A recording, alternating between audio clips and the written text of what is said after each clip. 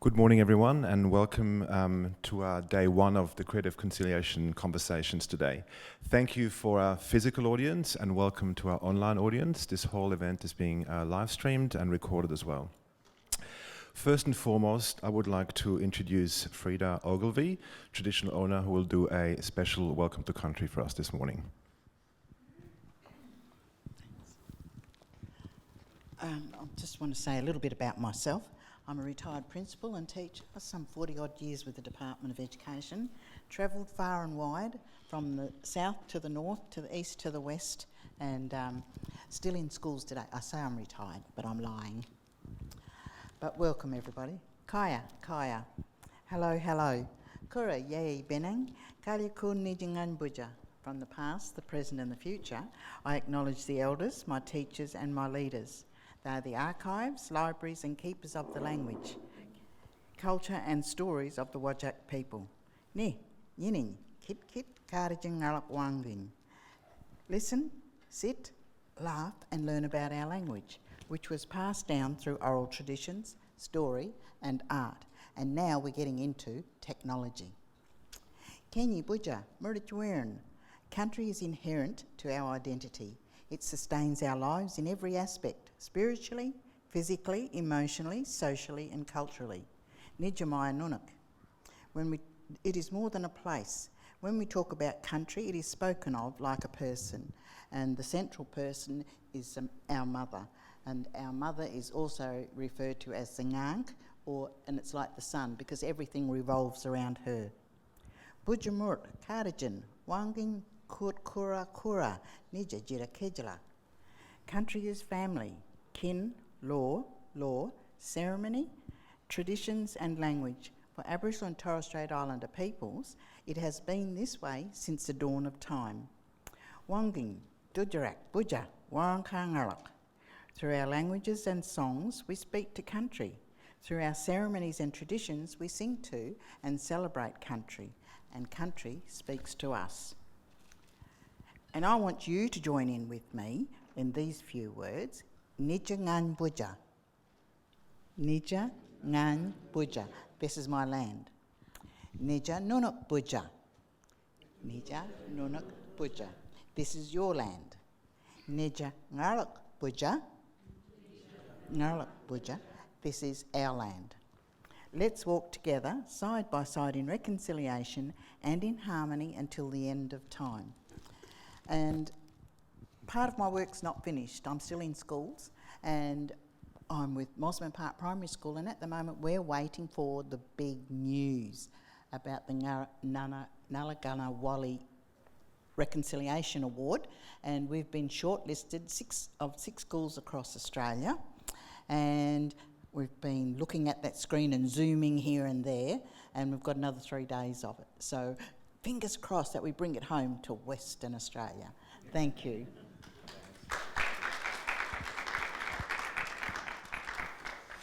Thank you, Frida. And it's an exciting session today because this forum today and tomorrow really brings to light the conversations we've been having with the entire team for the last year or so, which has been embodied in a wonderful book, Crossings Bilyabidi, which might be of interest, where a lot of these conversations and interviews have been recorded as a documentation process behind this entire project.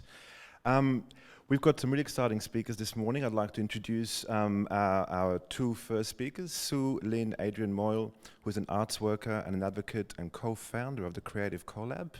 She's worked in various organisations, from the Aboriginal Arts Centre Hub to John Curtin Gallery and Art Source, to support Western Australian visual artists to drive artist-led initiatives. Rowan Kickett, one of our core artists and one of our cultural consultants. He's a Noongar artist from the Balladong region. His practice revolves around paint and photography with a particular focus on mark making. And Rowan's been driven to shed light on the issues that Aboriginal people are facing today with a willingness to foster stronger relationships with the broader Australian public. In our follow-up session, we'll have Clothilde Bullen, who is now the new Development Director of Indigenous Art at the Art Gallery of Western Australia. Very exciting to have Claude joining us shortly. And indeed, my colleague, Catherine Wilkinson, who is the Program Director for the Fremantle Biennale. In the afternoon, we'll have Callum Guy Frower and Clint Bracknell and Trevor Ryan, the key artists behind a performance work happening next week, known as Bullhorn. And these three individuals bring together a rich history of performance and music into a work that really speaks back to place, and we'll hear a bit more about later on. But without further ado, I'd like to introduce our host today, Grant Revell, on my left. Grant is an environmental designer and planner, critic, writer, scholar, and even an expired professor. And he wants us all to think and feel more in the shared intertidal zone of being artful, of being more Derbyl Yerrigan, meaning rising waters of our estuary, where some say Swan River. He's on our advisory board and he lives on the beach in North Fremantle, and he rides a bike and drives an old 404 Peugeot. All important items to know about our host today.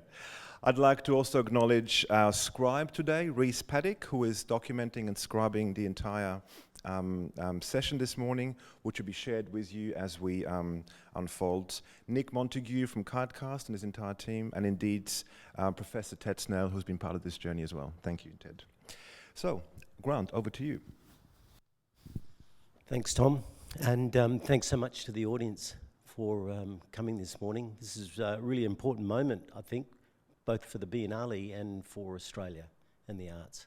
I would like to say thank you to Sandra for the very warming and important welcome to country. And I think just as an extension of that, today's discussion is going to be a safe one. This conversation format is about getting feedback, getting questions from the audience. We'll have a lot of questions coming in on the live stream as well. But the strength of today will be how we loosen up, how we're in safe company, and how we might ask some really difficult questions. The Biennale has been driven by place-based, site-based works. It's been driven by a beginning of a conversation about how we do collaborate across cultures. And the Biennale so far, and the word's got out to the rest of Australia and the world, is that these relationships and these conversations across cultures are very special. And they've been and continue to be very meaningful. We are learning more and more about Walyalup and ourselves at the same time. This is exciting for the Biennale. I mean, Tom and Kat are already designing the next Biennale, as this one is experienced, and I think it's a really exciting future for Fremantle, Western Australia, and the rest of the world. I would like to acknowledge Rhys today. Rhys is going to be animating these risks in the room through drawing, and we'll be playing back some of Rhys's sketches and animations about how we tackle these issues. I would like to remind the speakers to keep on track. We've got some pretty key questions about why we are here in the first place, to talk about place-based work and collaboration. But no further ado, and I'd like to introduce Sue Lynn and Rowan as our first speakers. Thank you.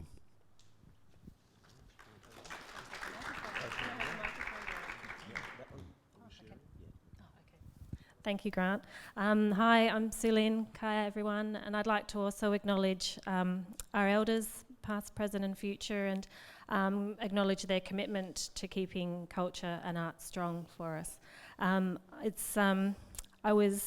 I'd like to say I was asked to be here today, but I was pretty much told to be here today by Rowan. We pretty much become each other's sidekick in some of this work. And we wanted to keep today very conversational so you could get a glimpse of some of the things that we talk about and how we talk about them. And see what comes up. We're ready to go probably to some slides. The first one is really we wanted to look at what creative conciliations are and what they mean. For us, we found they describe a means of ending a disagreement. And so, Rowan, I wanted to put to you what needs resolving. What's going on right now for all of us that is, that is difficult to work with, and what do we need to do better? When we look at what conciliation is, and it's two parties who are different coming together and understanding each other. These discussions are quite hard to have. If you don't understand each other, you don't really comprehend what each other's really saying. And when I look at the arts and the contemporary scene, we're polar opposites. When it comes to the Aboriginal art industry and the contemporary art industry, we are literally worlds apart. And the contemporary art, when we look at the cultures of Perth, we're polar opposites. The main culture in Perth comes from England, which is literally the opposite side of the world. And the Aboriginal people, it is polar opposites. So there is a lot of, reconciling to be done on, getting on that same page so we can actually move forward.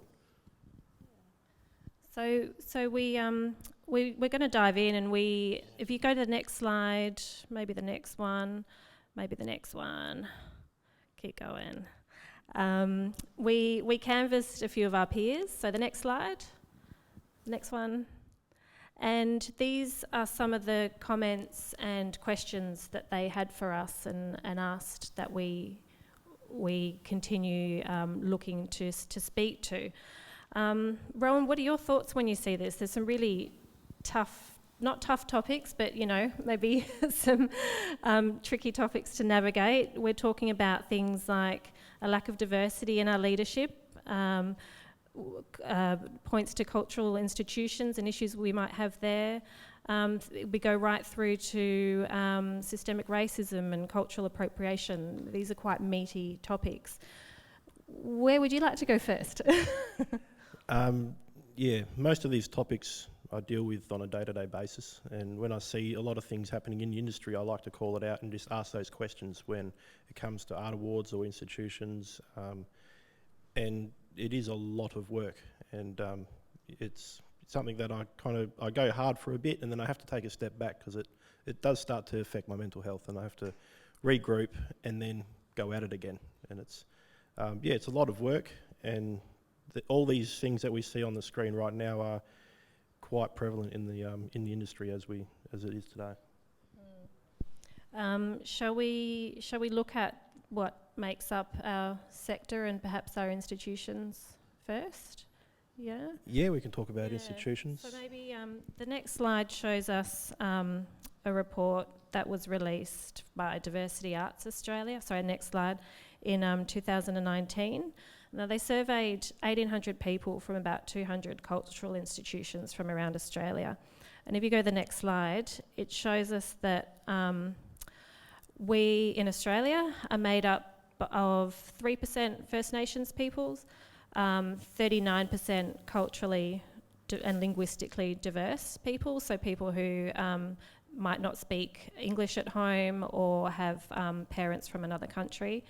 And non-CALD just means Anglo-Saxon, let's say.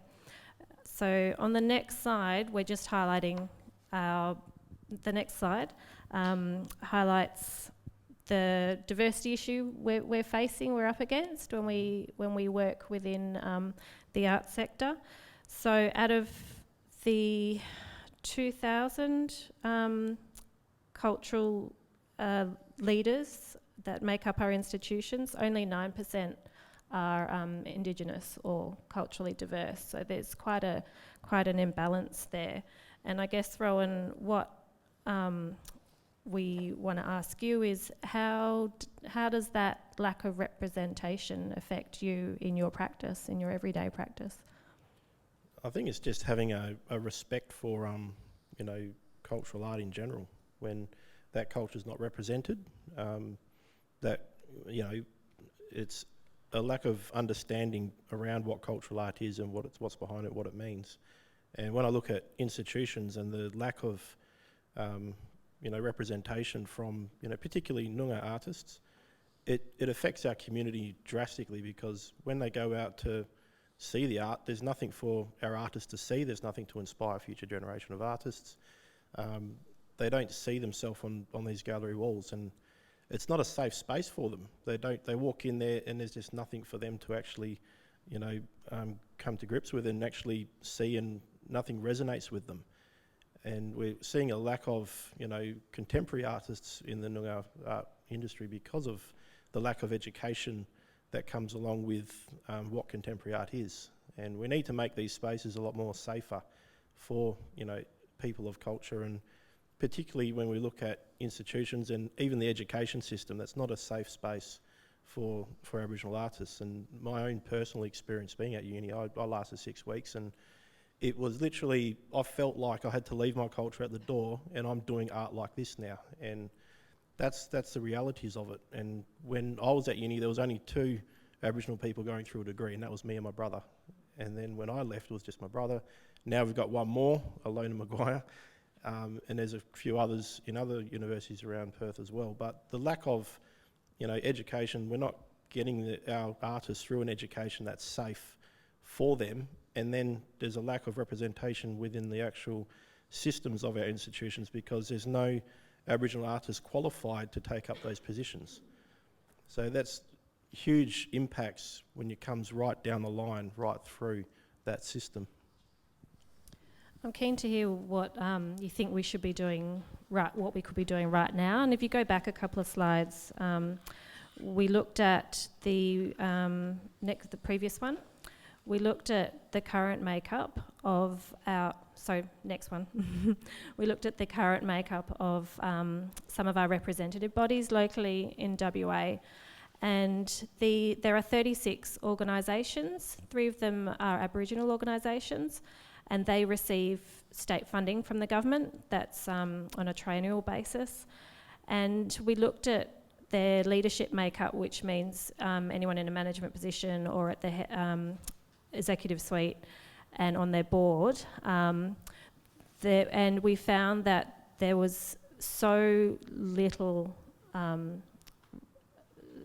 there was a real lack of diversity that was even more acute when you look at it compared to the rest of Australia, where it's half and half. That half our institutions have diverse representatives in their leadership and half don't. How does that sit with you? And what when you look at it and you see this as an issue, what to you is what's going to be part of the solution to this? I think we need more Indigenous voices in that space, but at the same time, those Indigenous voices need to be educated on exactly the topic of what they're there to do. And, if we have these Indigenous voices go into these spaces, are we making that space safe for them to actually express themselves culturally from their perspective?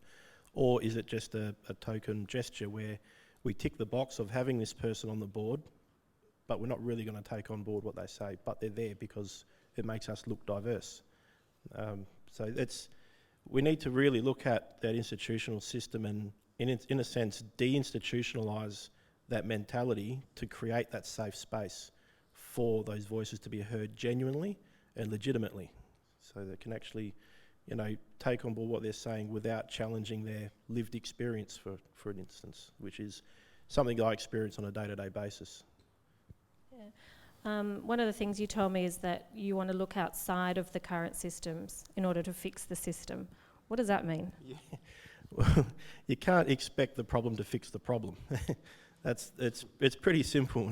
We need to look outside those systems, broaden our horizons to be able to fix the actual system itself. And to me, looking outside of it is the first step, and understanding that the system isn't, the law, the letter of the law, in a sense, which a lot of people, when I say things about institutions, I hear people gasp, "Oh, you can't say that." Well, why not? We should be able to say these things in a safe way, in a safe space, without being condemned for it. So maybe the next slide, or the next one. Go back a bit. That's all right.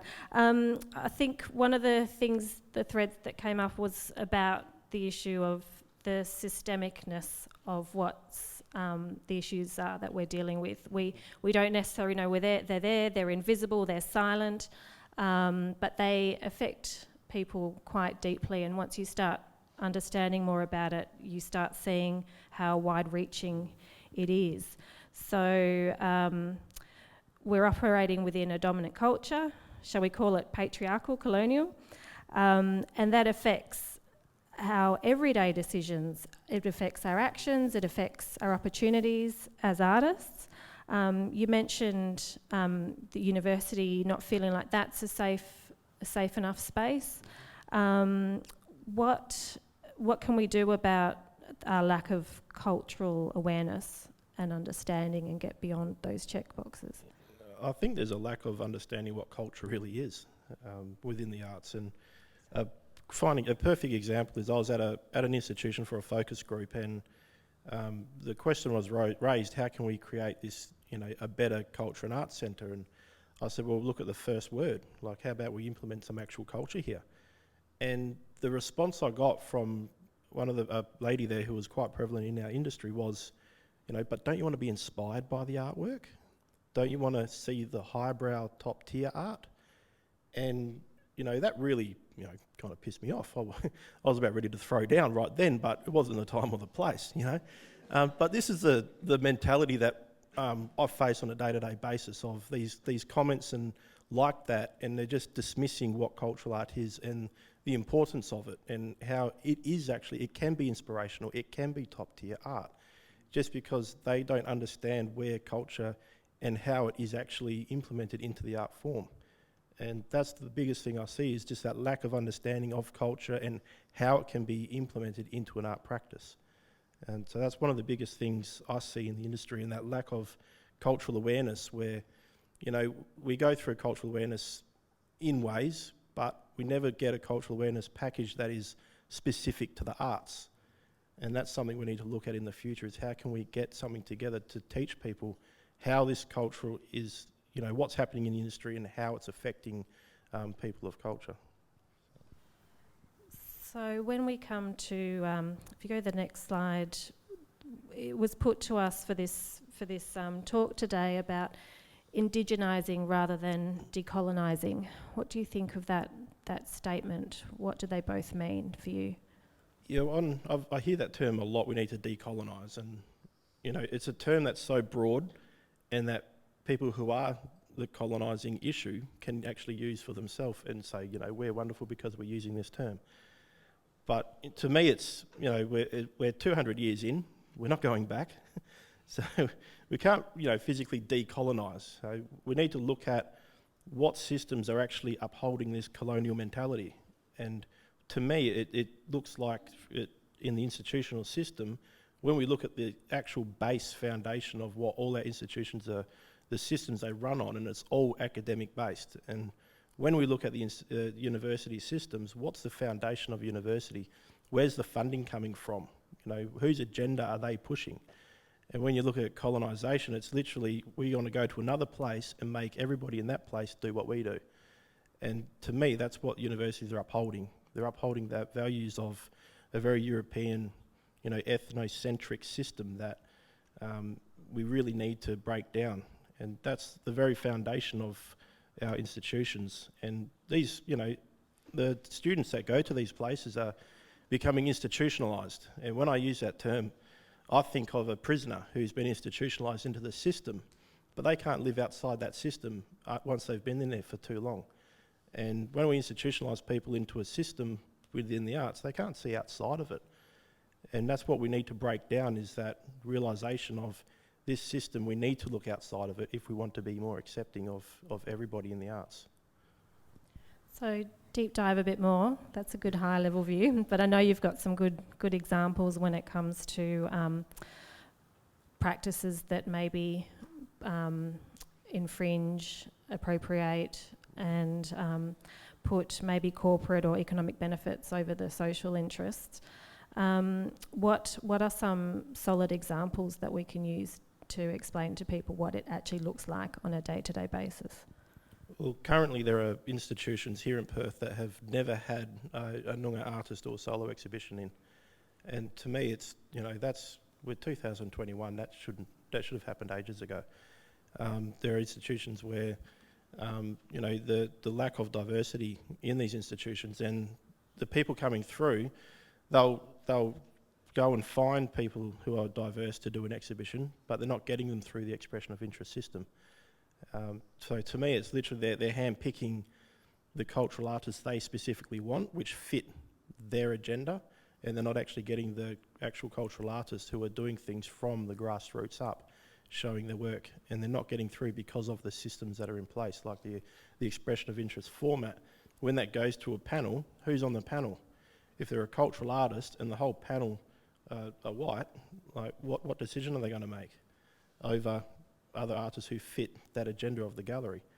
So there's so many issues like that, particularly, you know, even appropriation. I see a lot of artists who are heavily educated through the system, and I call it a new wave of appropriation, where they're taking our concepts, our statements, and instead of being an ally, they're actually taking our voice away from us. And when it comes to our issues, our voice is the only one that should really be heard on our issues. I don't know why other people want to speak those issues. They should be helping us speak it, not speaking it for us. So it's sort of a new wave of appropriation where they're building their artist practice and their profile, and they're financially benefiting from it, but they're not actually contributing to our community. So it's sort of, there are some of the issues. There's a big bag full, there's two. We've only got 30 minutes, not 3 hours. Thanks, Rowan. I'm wondering whether we can look to other models of, for example, in the UK, funding bodies must tie funding to meet minimum diversity targets. I think you mentioned quotas earlier. Do you feel those types of steps would help move in the right direction for you? Yeah, it could do. I mean, funding bodies are another discussion as well. It seems that even with funding bodies and everything, like just recently there was an issue that I think our community are quite annoyed at, and it just seems a feeling to our community that the industry wants Aboriginal art, but they want it done in a way that they want it. So, and they'll get that from a non-Aboriginal artist. So how can we compete with that? You know, there needs to be a better understanding around, you know, an art form, when it has a cultural foundation, needs to be exactly that. It needs to be from the grassroots up, through the community. We need to be doing our artwork the way we need to do it, to tell our stories the way we want to tell it, without specifically fitting another, you know, culture's agenda. And, you know, when we look at a lot of the grant money, the exhibitions and all that, there's so much there that we're missing out on because, you know, it seems like they're getting their cultural fix from people who aren't Aboriginal. And that's a big issue, I think. That's quite a strong point to make there. And you mentioned before about, or we spoke before about going outside of the current systems in order to fix the systems. Shall we talk about collaboration, move on to some collaborations now on the next slide? There's a how do we start? There's an entity where there's a new entity being made where we felt, look, it's really not that hard, it's not rocket science. We put in the words there, equitable access, and what equitable access means, to be able to access arts and culture activities and facilities in a fair way, make it open to everybody. And it really just states an obvious thing, that, you know, the current sector might be working with the best intentions, but those intentions don't always deliver or create outcomes that are truly equitable. So, for example, at Creative Collab, where Rowan and I are working, the leadership team is purposefully 50% diverse. And that's not to leave people out, but it's to make a statement and say, it's not good enough at the moment, I guess, are some of the words that we've come up with. And we need to adapt how the gatekeepers operate and make a new model for it. Yeah, I think the whole idea is to give autonomy to the people who are actually doing the artwork. And at the moment, it's for an Aboriginal artist to get grant funding, we need a full white team to do it. And to me, that just sounds ridiculous. We should have the opportunity to have a system that is culturally appropriate to us, for us to, apply for funding or to do our own, projects and have autonomy over that. And until we have autonomy over our own industry, nothing's really going to change. And it's been too long that people have been doing things for us, not with us, and not letting us do it for ourselves. So that's something with Creative Collab I think is a great foundation to sort of look at.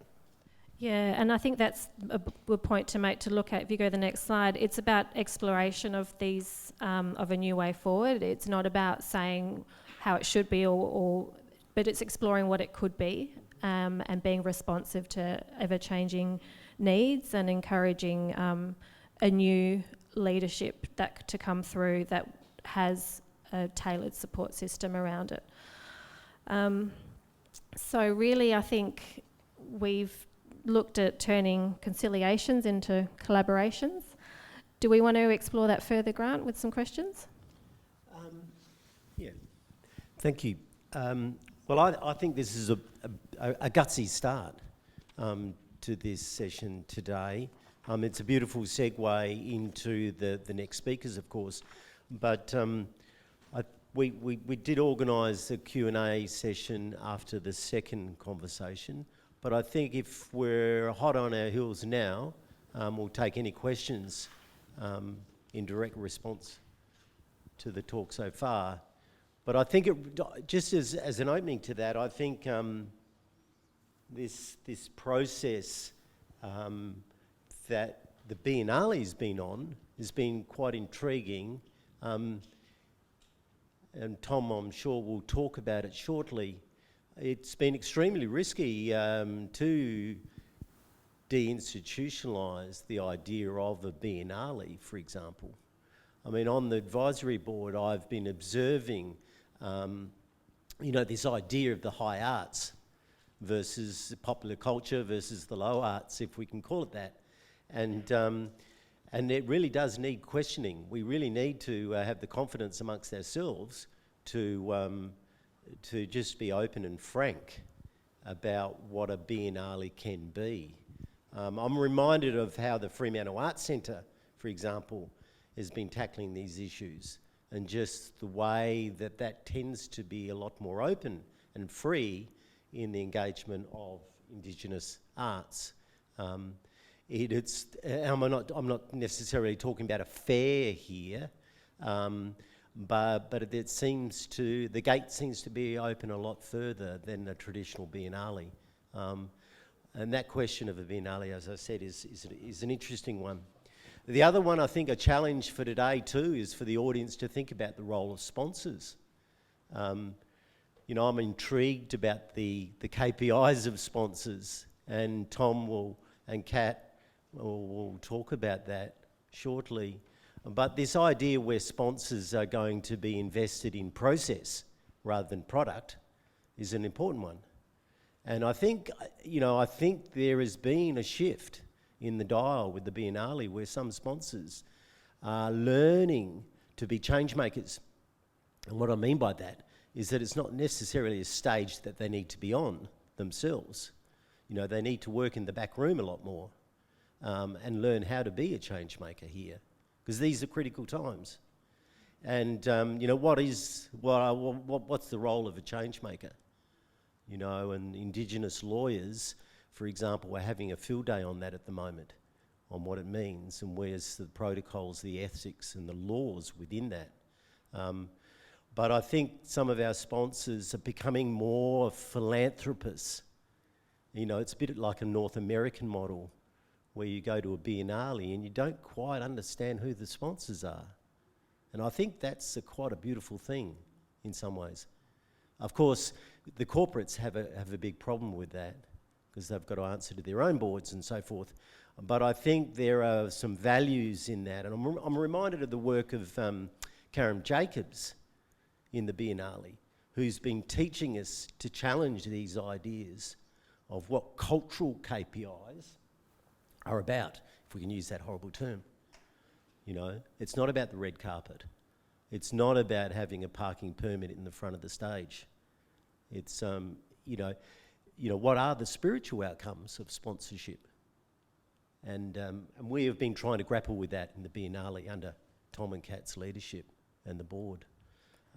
Thank you, Grant. That's a really good summary there of the strides the Biennale is making, and congratulations that you've been doing a fantastic season this year. And Rowan, that jogs another point about is the Biennale. Do you see the Biennale itself as an institution, and what does that reflect? Yeah, I think Tom looks like he's smiling at me there. I view it as an institution purely because it's set up under that framework that I was talking about before, that systemic framework. But this year, like I said, we've had a real strong Aboriginal voice, and I've actually felt like it has been a very safe space to speak and to actually be a part of. And that idea of deinstitutionalising, I could see the first steps happening within the Biennale, and that's what it is. It's the very first steps where they've made that choice to include Aboriginal voices and actually to create a safe space for us to be a part of it. And this isn't an overnight change. It's not something that we can change flick a switch. It's a generational change. And like I said, with that example I gave earlier of the experience I had with the lady was saying those things about cultural art and insinuating that it can't be inspiring and all that.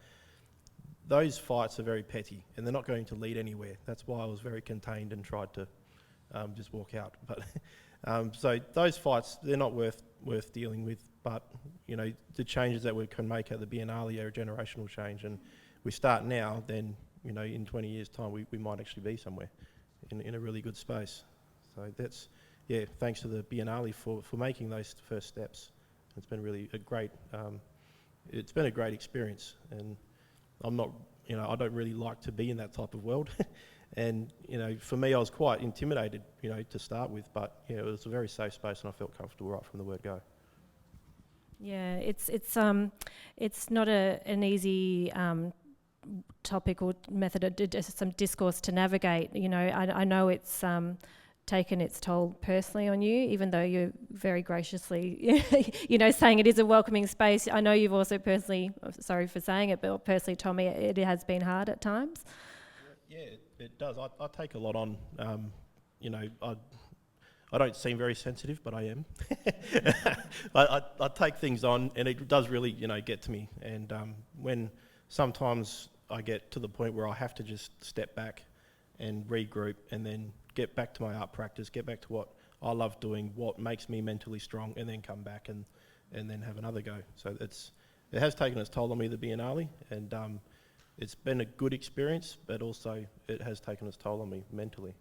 And it has been good and bad. Yeah, and that just speaks to the everydayness of the issues the layer of issues we also deal with. In the lead up to preparation for today, we've had numerous discussions, and the last one went for 2 hours. I realised we did, and we didn't necessarily feel like we got much further with what we wanted to bring to today. So we pulled it right back and went, no, we're just going to have we're going to structure a little bit, but have just a free-flowing conversation, because that's more authentic and genuine rather than speaking at you. And I think going through this process with this symposium, it brought up a lot of issues that, to me, it almost doesn't seem like it's capable of changing, and that took its toll on me as well, and from a mental aspect. So it has been a ride, and I think I said to Tom, I can't wait for this to be over,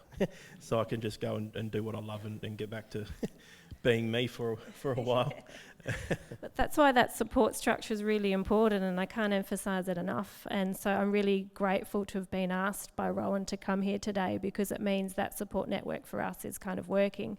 It's not an easy space to work in, and I know I've had to lean on you at times, and it's frustrating, I guess, because it is really quite straightforward, some of the changes we see that we'd like to take place, but it's a slow-moving beast, and like you said, it's a generational change that we see happening, which is actually really exciting to be a part of. Everybody, we're all a part of it. How are we going for time? Well, I think we're at 10:40, so it's probably a good time for changeover. But were there any questions? Yeah.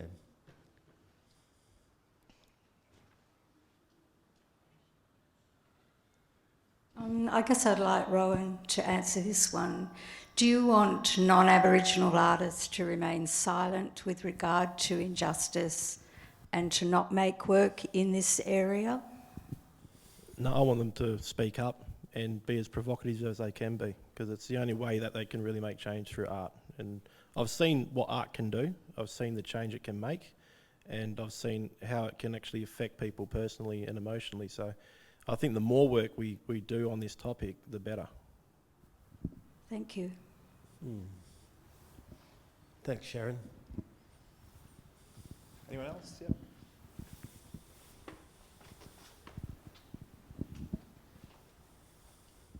Thanks. This is kind of a comment and a question at the same time, but I was just thinking about institutions, universities specifically, but a really beautiful teacher said to me recently that she felt like students didn't realise the power they had within a university. And I was thinking that institutions are made of people, and yes, like practices, the sedimentation of practices over time maybe hold institutions also. But it's just a question around what do you, and you don't have to answer, but a question around what do you think hold institutions from change, and and just a comment from myself about how I think that we're all responsible within institutions for change, and that is like a communal effort, not only just like bringing one individual in to try and stimulate that. But I'd be curious to hear from you about the holding and the unchangeability of an institution.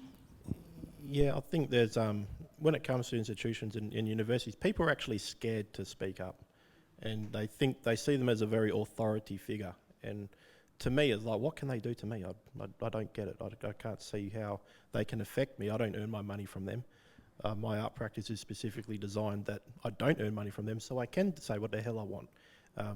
But there is a real authority culture, and I think the people at the realms of it, I like to use the word indoctrinated, and a lot of people are indoctrinated into this system, and they'll fight for this system tooth and nail because it benefits them and them only. So when people are at the helm of these institutions and they have that culture, that mentality, how are you going to change it?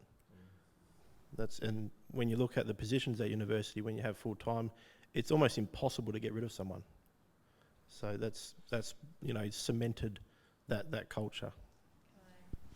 Can I briefly add to that? I guess while that system you talk of is hierarchical, I think you could, in this way, look to the leadership. So if you're there, one of the people there, and you're seeing someone, you're seeing yourself in that someone, and you're seeing someone who will support you in amplifying your voice, I think that can make a true, real difference really quick.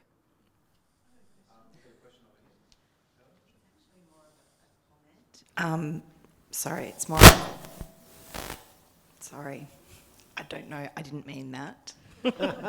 I just wanted to say that from someone who's not working inside the Biennale, to provide some feedback in that in my professional life, I've seen a huge groundswell of change. And if you think about the fact that we're looking at 200 years of colonial oppression, it feels like there's certain moments, and the Fremantle Biennale, this particular Fremantle Biennale is one of them, and Tui Raven's exhibition at Agua is another, where it feels like we're really gaining a head of steam and some incredible momentum. This conversation certainly wasn't happening 10 years ago. It certainly wasn't happening 20 years ago.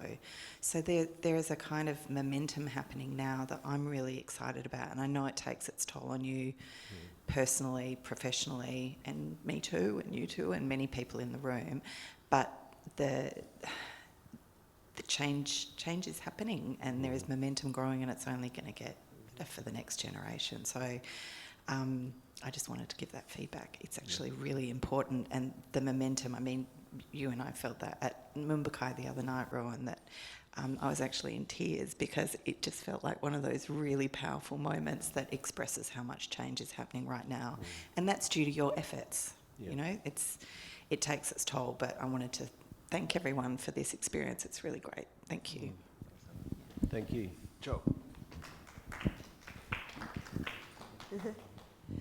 Yeah, congratulations on you all. I just thought, as you're talking about changing the institution, about my experience when I was in the 80s, when I was at the Victorian College of the Arts in Melbourne, where it was a part of the National Gallery then, and as a student you'd walk through this beautiful sort of like where the window is and all the water comes down, and you walk through the gallery, and that's how we actually went to school to learn our art practice from artists. And there was, in fact, inside the school, there was a beautiful gallery made for our students. It was like a hexagon gallery. It's the shape of a hexagon. You walk down a couple of steps into this incredible hexagon space. And as the idea of creating an institution for the arts to encourage young artists into the future was kind of like purpose built and purpose designed back in the 80s, and it doesn't exist now. I think it's an admin building now, and they've moved that school out, and now it's a part of Melbourne University. But when I moved over here, I got a job at Kidogo, and Joanna Robinson was running a really great program for Indigenous people, and I was privileged to teach there. And I couldn't believe the talent that is here. And it was when you say it was a safe place, it was a great place, you know, that you could have a cup of tea and you can make some lunch and you can go for a swim when you want to have a break. It was great. So why don't we change the institutions and bring them to you and to your art centres rather than forcing everyone to go into uni where it's not a safe, nice place maybe for some people, and it hasn't been made for artists to grow. It's been made for people to learn maths and science, which is important, and history. We all need to learn that, but maybe we have to change the model. Yeah. That's it. I think your example is a really good one with the Kidogo Art House and how that program was really good, and the term there was. And this is the thing, we can do all this work, but one change in leadership can undo, you know, years and years of hard work. And that's where the education of cultural awareness really needs to be hit really hard. So even if we do make these changes in leadership, the actual core of the actual, you know, institution won't change. And I've seen it happen quite a few times. A change in leadership, okay, we're out the door now, and then we've got to fight to get back in. Can you tell me what you think an Aboriginal and Torres Strait Islander arts ally looks like? Definitely not someone who does our artwork. There are a ton of things that we need in the industry. We need education for us. We need a specific degree for Aboriginal people. There used to be one at Curtin. When that stopped, then, you know, there's been almost 18 years of just no actual specific education for Aboriginal artists, and it's really showing in the industry.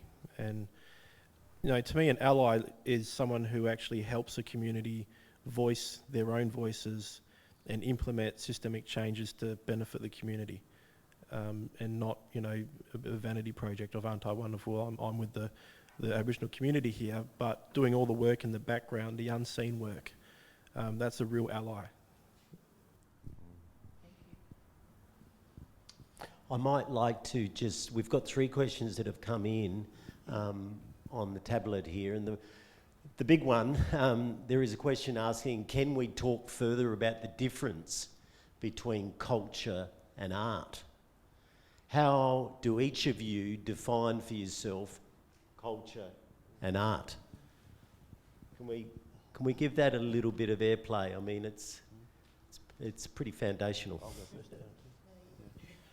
Yeah, I think all art practices have a cultural element. The way you brought up is your culture. That's who you are. That's what makes you who you are. Aboriginal people, we have a huge culture. Not only the way we were brought up, but in the way our grandparents were brought up, our dad, the whole Aboriginal culture. So even if you don't have that culture, you still have your own culture that you grew up with. What makes it your childhood so special to you? That's the culture that you grew up in. And a lot of people don't fully understand, like I said, what culture is. And one of the terms was that another example at that meeting I was in, and they looked at the sports stadium and they said, the government can waste so much money in this sports stadium, but not on cultural arts centres. And to me, there's more culture in that sports centre every weekend, and that's a culture in itself. But people view that as uncultured. People view the Aussie bogan as being uncultured, but he's actually steeped in culture. That's how he's brought up. He speaks the way he speaks because of the culture he was in. He dresses the way he dresses because of the culture he was brought up in. He's not uncultured. He's got a lot of culture. And this is the terminology that people say because they don't understand his culture. He calls him uncultured. So to me, all art practices have a certain element of culture in it. We just need to realise that and actually see it for what it really is. Beautiful. I guess for me, growing up as a third culture kid, I didn't really have my own culture, I had to make it. And that's where I see what you said about it is a huge part of your identity. So your art is your culture. Growing up in Indonesia, the way it was expressed, it took on multiple forms. Our school uniform was ikat, and we had to go and get it tailor-made for us. Like that is a cultural expression, but also an art form. And I think we should be celebrating that more here, like you say. Yeah. Thank you.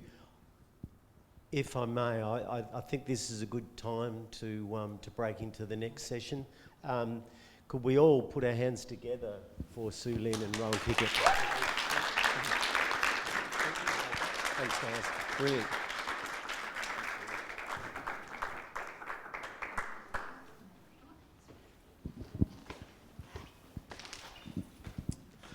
As we're changing, I might like to have a little discussion around this question about culture and art.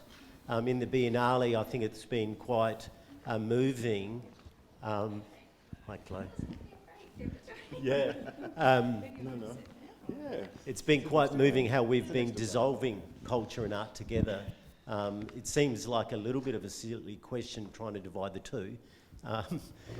But I think one of the important things that the Biennale's been learning is the importance of language and the importance of stewardship in the way that we see culture and art fusing together. As an environmental designer, I'm very conscious of stewardship through the arts. And I think, the essays in the book, for example, were talking about this change in language in Fremantle. There's been a phenomenal change in language. The work of Sandra Harbin and Penhall and the architects and the gathering space behind the Beach Cafe is the world's best practice in my book on just how they've created a new environment, as you say, and I would say it goes to the next step further beyond Kodogo. I think it's actually quite a change-making space now. Unfortunately, it won't be permanent, I imagine. But where that gathering place actually travels to will be interesting for this question about culture and art. But anyway, a big welcome, a special big welcome to Chloe. Absolutely. Welcome back. Woohoo! Bravo. Yeah. Yeah. And Tom and Kat, of course, but all yours. This session's yours. So, yeah. So go for it. Yeah, great. Thank you, Grant. Can we hear me here? No. Maybe I should change. Do you want that one? Yeah. That's better. Wow, what a journey it's been, amazing. And I've got to just say a big thank you to Rowan, and Sulin before, but especially Rowan, because we've had chats for the last year, every other day, about what that space looks and feels like. But also Clothilde, I mean, you and I have been chatting for a couple of years about this, and I've just feel I've had to go through a bit of an emotional transformation to start understanding what it's like to be sitting on the outside. In many ways, I embody the Eurocentric artist that's been here. So I think for me, on a personal note, to kind of make a shift away from that, or at least attempting to shift away, has been really quite extraordinary and endearing in many ways. And some of the questions Kat and I had when we started thinking about what this festival should feel and look like, moving away from the former kind of iterations, is how we can embed cultural knowledge at the very heart of it. And I'm not saying we have successfully addressed that. We're just trying to open up that space by removing our kind of outcomes away from the center and allowing the process to inform and to affect change in some ways. And I think these conversations with both Karen, Rowan, Clothilde and Sandra have really helped us unpack on how we come with very intentful outcomes and expectations. So I think that's the first thing I wanted to kind of share here today. And Kat, Chloe and I have had many conversations around the notion of what decolonising is versus indigenising, creating opportunities as opposed to taking things away, and really creating positive space for change. And I think, I don't want to talk too long here, but there's 3 questions that I wanted to put to the panel here today. And the first one is, why is there such a strong desire today to create cross-cultural spaces and opportunities? Why is that so strong, especially in the way we work with a place-responsive practice where you have to look at shared spaces? How can we be more inclusive and flexible around festival programming without being driven by outcomes alone? And what is the true meaning behind this catchphrase, Indigenous-led? In many ways, the festival this year is not truly Indigenous-led. It's just an attempt at creating an interstitial space, and I think that needs to be recognised, and I think it's often been used as a bit of a catchphrase, but it's not actually that at all, like Rowan said before. So I'd like to open up the voice to Chloe to comment on that, please. Is this one working? Oh, there you go. No, it's not working. Good morning. Thanks for having me back. I'm so pleased to be back in Western Australia, back on home country after being in Sydney for a long time. And that's been an interesting journey, which gives me a very different insight living and working off country. And I also want to say, Rowan, spectacularly good answers. I was champ, mate. Thank you. And I do want to make one comment, in response to a comment that was made with respect. I understand that it feels like there's huge momentum at the moment, and it feels really exciting, and it feels like we've come to a point. Make no mistake, we have been working towards this point for 20 years. I have been in this industry for 20 years, and the conversations that are happening, that look like they're just happening now, I had them 20 years ago. So make no mistake, this is not a moment where it's a moment that you guys might recognise as, wow, suddenly we've come to this point. We saw this point 20 years ago, and Colin and Rowan's point about, doing this stuff for 20 years, it's generational. I won't see in my lifetime the impact of the work that people like myself and Rowan have done. We'll see it in the next generation that comes through. So I needed to say that, because whilst it looks like, there's this huge momentum at the moment, actually it's because you guys have just caught up. We've been talking about this for a really long time, and we've been talking about it for a really long time because it's incredibly significant, not just from a cultural perspective, but from an economic perspective, from a representational perspective. So I think that's important to recognise. All of this business is a culmination of many people that came before me, people like Hattie Perkins, Brenda Croft, really key, John Mundine, key people in the arts, Aboriginal people in the arts, who were the only ones that were doing this 20, 30 years ago. There was like 4 significant sort of Aboriginal curators that were doing it back in the day. So I just want to make that really clear, because I think those ideas about things being Indigenous-led are also behind the 8 ball, in the sense that actually, and Rowan's alluded to this as well. I'm a Nyungar woman. I come from a matriarchal culture, and we are fierce. So I'm a little bit more straightforward, perhaps, than Rowan. But I think it's really important because what we want is perhaps not Indigenous-led, but and I hate the term Indigenous anyway, so First Nations-led or Aboriginal and Torres Strait Islander-led. We want structural change, so we need to not be leading, we need to be embedded. And that's very, very different. Structural change means that if someone leaves, as Rowan was alluding to, then everything doesn't fall apart and we don't have those programs running anymore, or we don't, things don't happen.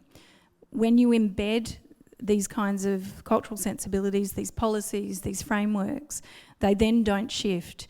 And we have to support the non-Aboriginal people in our institutions and in our communities to be culturally competent enough to be leading in these places with the support of the entire organisation. So that's really different to being Indigenous-led, because you can have a bunch of people who sit on a board, and I'm not suggesting, I think these guys have done a wonderful job in actually broaching these gutsy conversations, which are really difficult. They're confronting, they're challenging for all of us. But I think we have to get to that next step, and that next step is normalising Aboriginal people in leadership positions, normalising the fact that Aboriginal and Torres Strait Islander people in this country can actually run arts institutions. We don't just worry about our own business. We can run everyone's business just as you do. You guys run our arts and cultural business, so why can't we run yours? There has to be a shift in that thinking. That is not Indigenous-led. That's seeing us as being capable of actually managing this business of the arts. We are well versed in it. And the other thing I wanted to say too, when just that question about culture, when we talk about culture, what we like arts and storytelling and basically any narrative-based thing falls under the banner of culture. So like in our language, we don't have a specific word for art per se. There's a range of words that talk about our expression of our cultural material, and it's a very different way of thinking about it. I think the Biennale's actually taken that on board, and I think that some of that work has actually happened in what we've seen in some of the spaces. I'm probably off the topic of the question, am I? No, I want to go back to the questions. I like structure. We can go back to the question. I think that's really important to say that the position that I'm coming from is always about embedding. I've come back because I was at the Museum of Contemporary Art and I was at the Art Gallery of WA for a decade previously, and I've come back because I see that there is a moment here in WA and in Perth and in Fremantle. We have, finally everyone's caught up, and we've hit a moment where I feel like we're on this threshold of change, and we bloody have to be, because Western Australia will fall far behind otherwise. So I have seen that moment, and that's why I've come back. And at the Art Gallery of Western Australia, we are making, or we're about to make, enormous strides in not only cultural competency, but building capacity. And this is, when you're talking about this stuff, and we have to look at it in a broad context. The arts in general, COVID has absolutely fucked us all, basically. And everyone in the arts, and I include performing artists and literature, everything in that, has meant that the big gaps of the casualisation of our workforce has become very apparent. And it's become very apparent that we fund these things project to project, moment to moment. There's no sustainable arts funding, or very little. And so what that tells us is that we have to have a huge mechanism for change that doesn't just involve Aboriginal and Torres Strait Islander art, but actually looks at our entire arts ecosystem as a whole. How do we all want to kind of work together? How do we want to be sustainable? One of those things is embedding First Nations cultural protocols and structures at the heart of every institution, because we live on Aboriginal land. This is unceded land. This is where we live. We have to recognise that. I think Biennale has started to do that. I'm not sure that every institution does that particularly well, certainly not universities. Sorry, Grant, but that's true. We've talked about this before. So I think, if we, in order to kind of make these changes across the whole of the arts, at its heart, embedded in that, we need to have Aboriginal and Torres Strait Islander people, capacity, staff, funding, structural change, and that will actually benefit us all. It really will. It actually means that it opens the door for all kinds of diversity to step into that space and for us to all have these really different conversations. So feel like that was my soapbox. I'm done.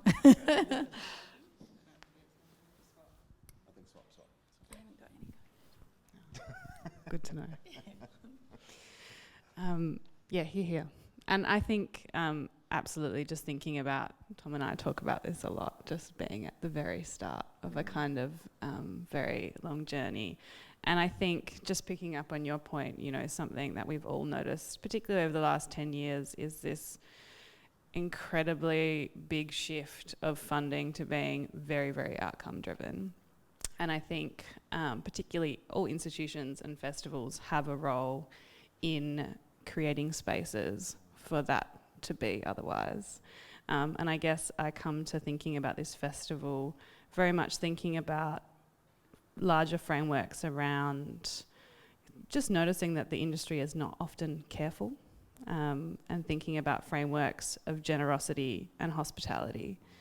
And I think embedding First Nations people and artists within our programming is very much the start of that, because it is a relationship to people and place.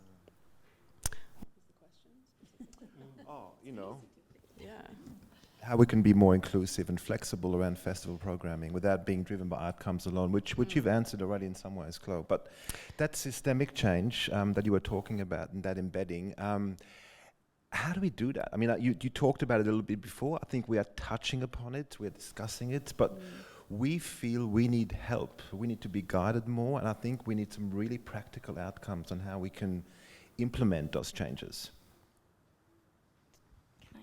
Is that okay?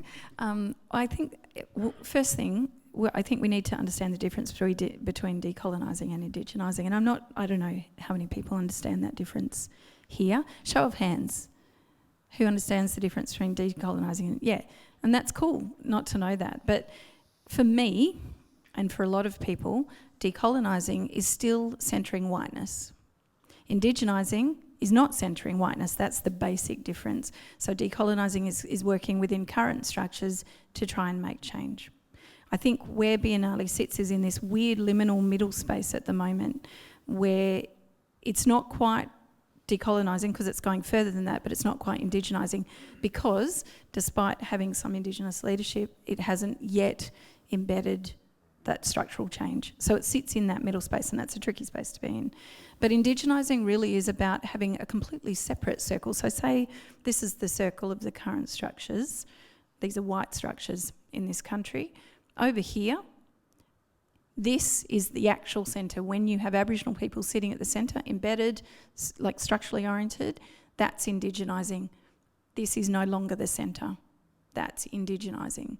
It is a really difficult space.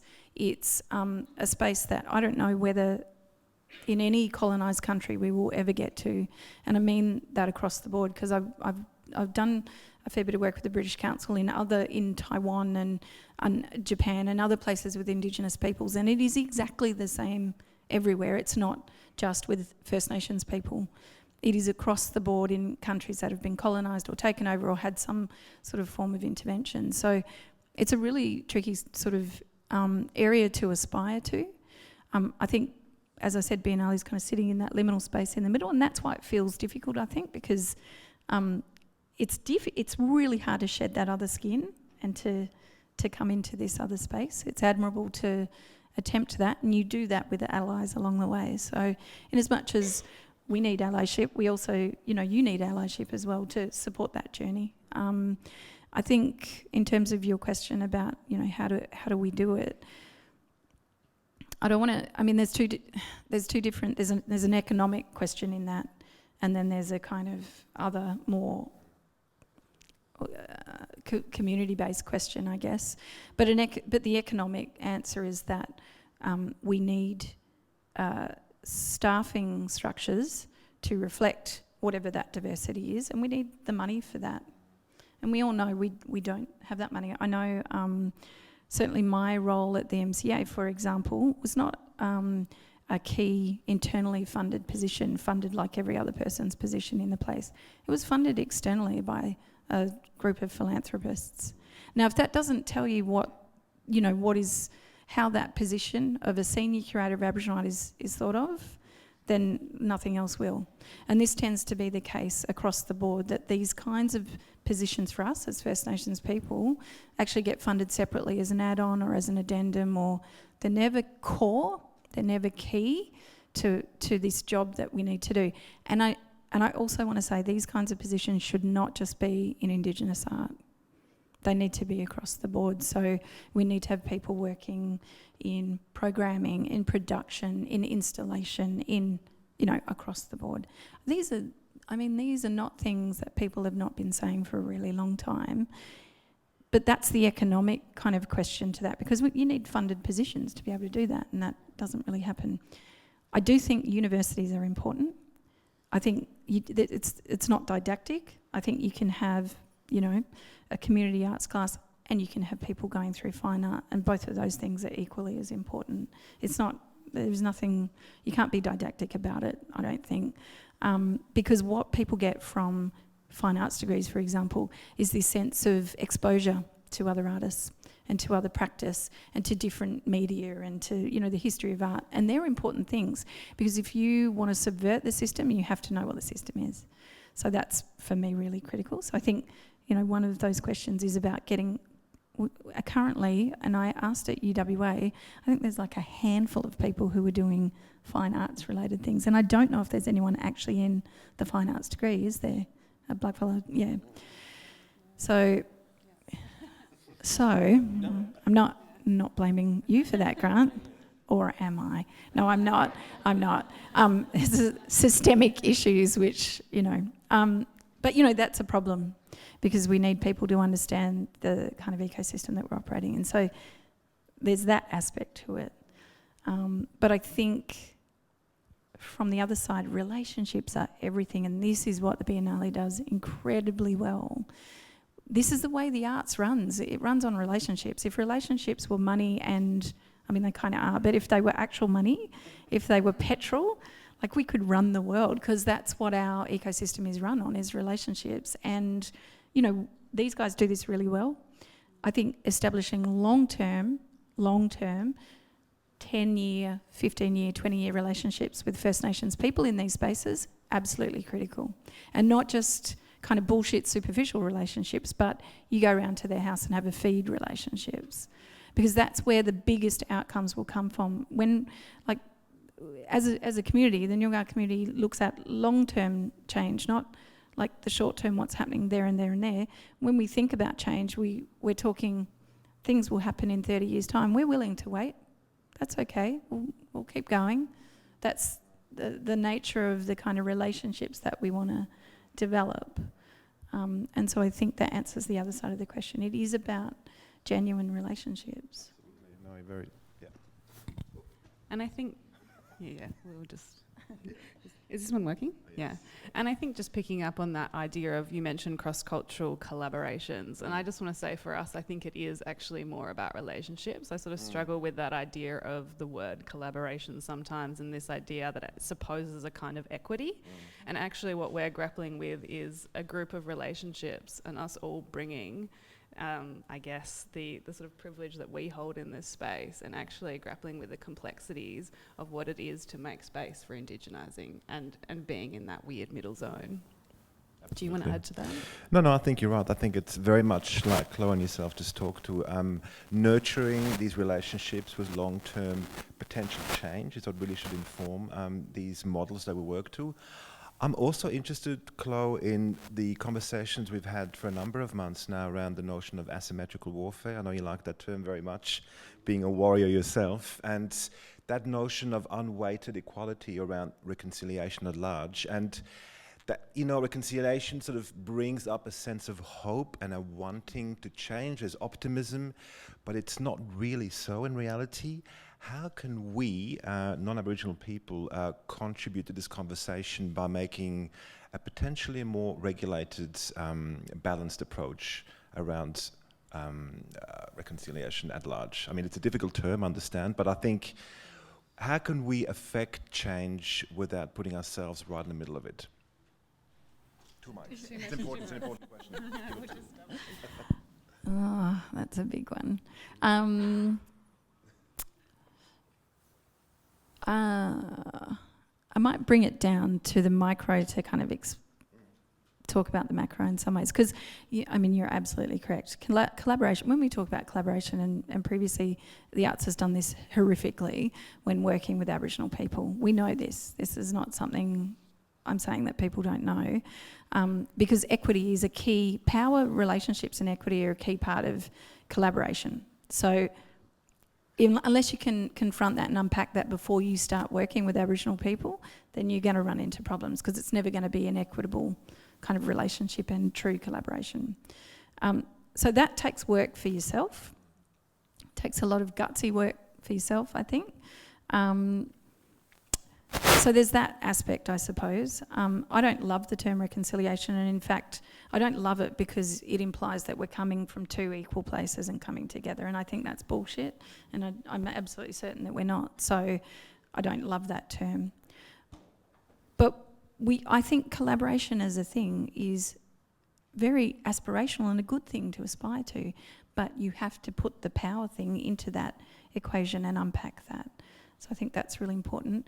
Part of the issue, I think, bring it down to the micro level, is that First Nations people everywhere don't necessarily have a good understanding of the nature of the administrative side of the arts that we deal with. So what happens is the money story gets really confused. People don't necessarily have a grasp of how that might work, or about, intellectual property, or how you need to manage that, all of those sorts of things. So we're talking about copyright issues, we're talking about intellectual moral property, talking about contracts, talking about trying to, apply for a public art expression of interest, all those sorts of things. People don't know how to do that necessarily, and there's a shame factor in coming forward and actually saying, I don't know how to do this. Who do they go to? I get calls all the time from people wanting to ask me about that and wanting me to, guide them through that process. But, that's not necessarily my job, but of course we all do stuff outside of our jobs. So I think in a micro level, like, part of the problem is the knowledge systems that we are currently operating in are not necessarily well understood by First Nations people, and that's not because of a lack of intelligence. That's because of the nature of these systems are very foreign, and they have never supported First Nations people in these spaces. The money story has always been something that's been quite elusive for our communities. And often, back in the day, wages weren't paid for being a pastoral worker. Like, how are you supposed to become competent in the financial aspect of management and managing your own self as an artist or as a performer or a producer in these spaces when you've never had access to understand that? So I think, fundamentally, because we're a capitalist society, that has to happen.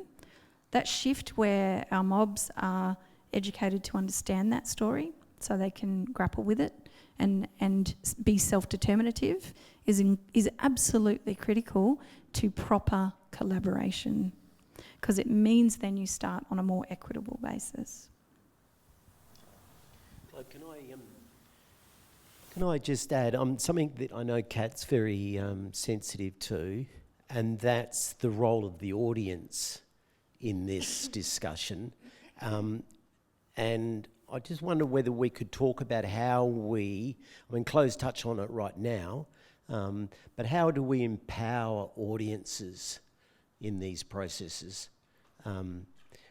One, to grapple with the context, the cartogen, the knowledge, the sharing, but also, Kat, I know you're very interested in audiences being disruptive and how they can create change in their own rights. Yeah, I guess it maybe is a little bit about them being disruptive. I think they're for the kind of generosity and an exchange to happen, there has to be an acknowledgement of audience and I guess the knowledge that they bring, and a thinking from us and from our artists as to their invitation into a space. They're, for the kind of change we're talking about to happen and for people to come to that, there has to be an acknowledgement of them as giving within a work as well as receiving. And that's been a conversation we've been having really consistently across all projects and across with all artists. And that can be as simple as the language used to invite people into a work, or how artists are present within their work.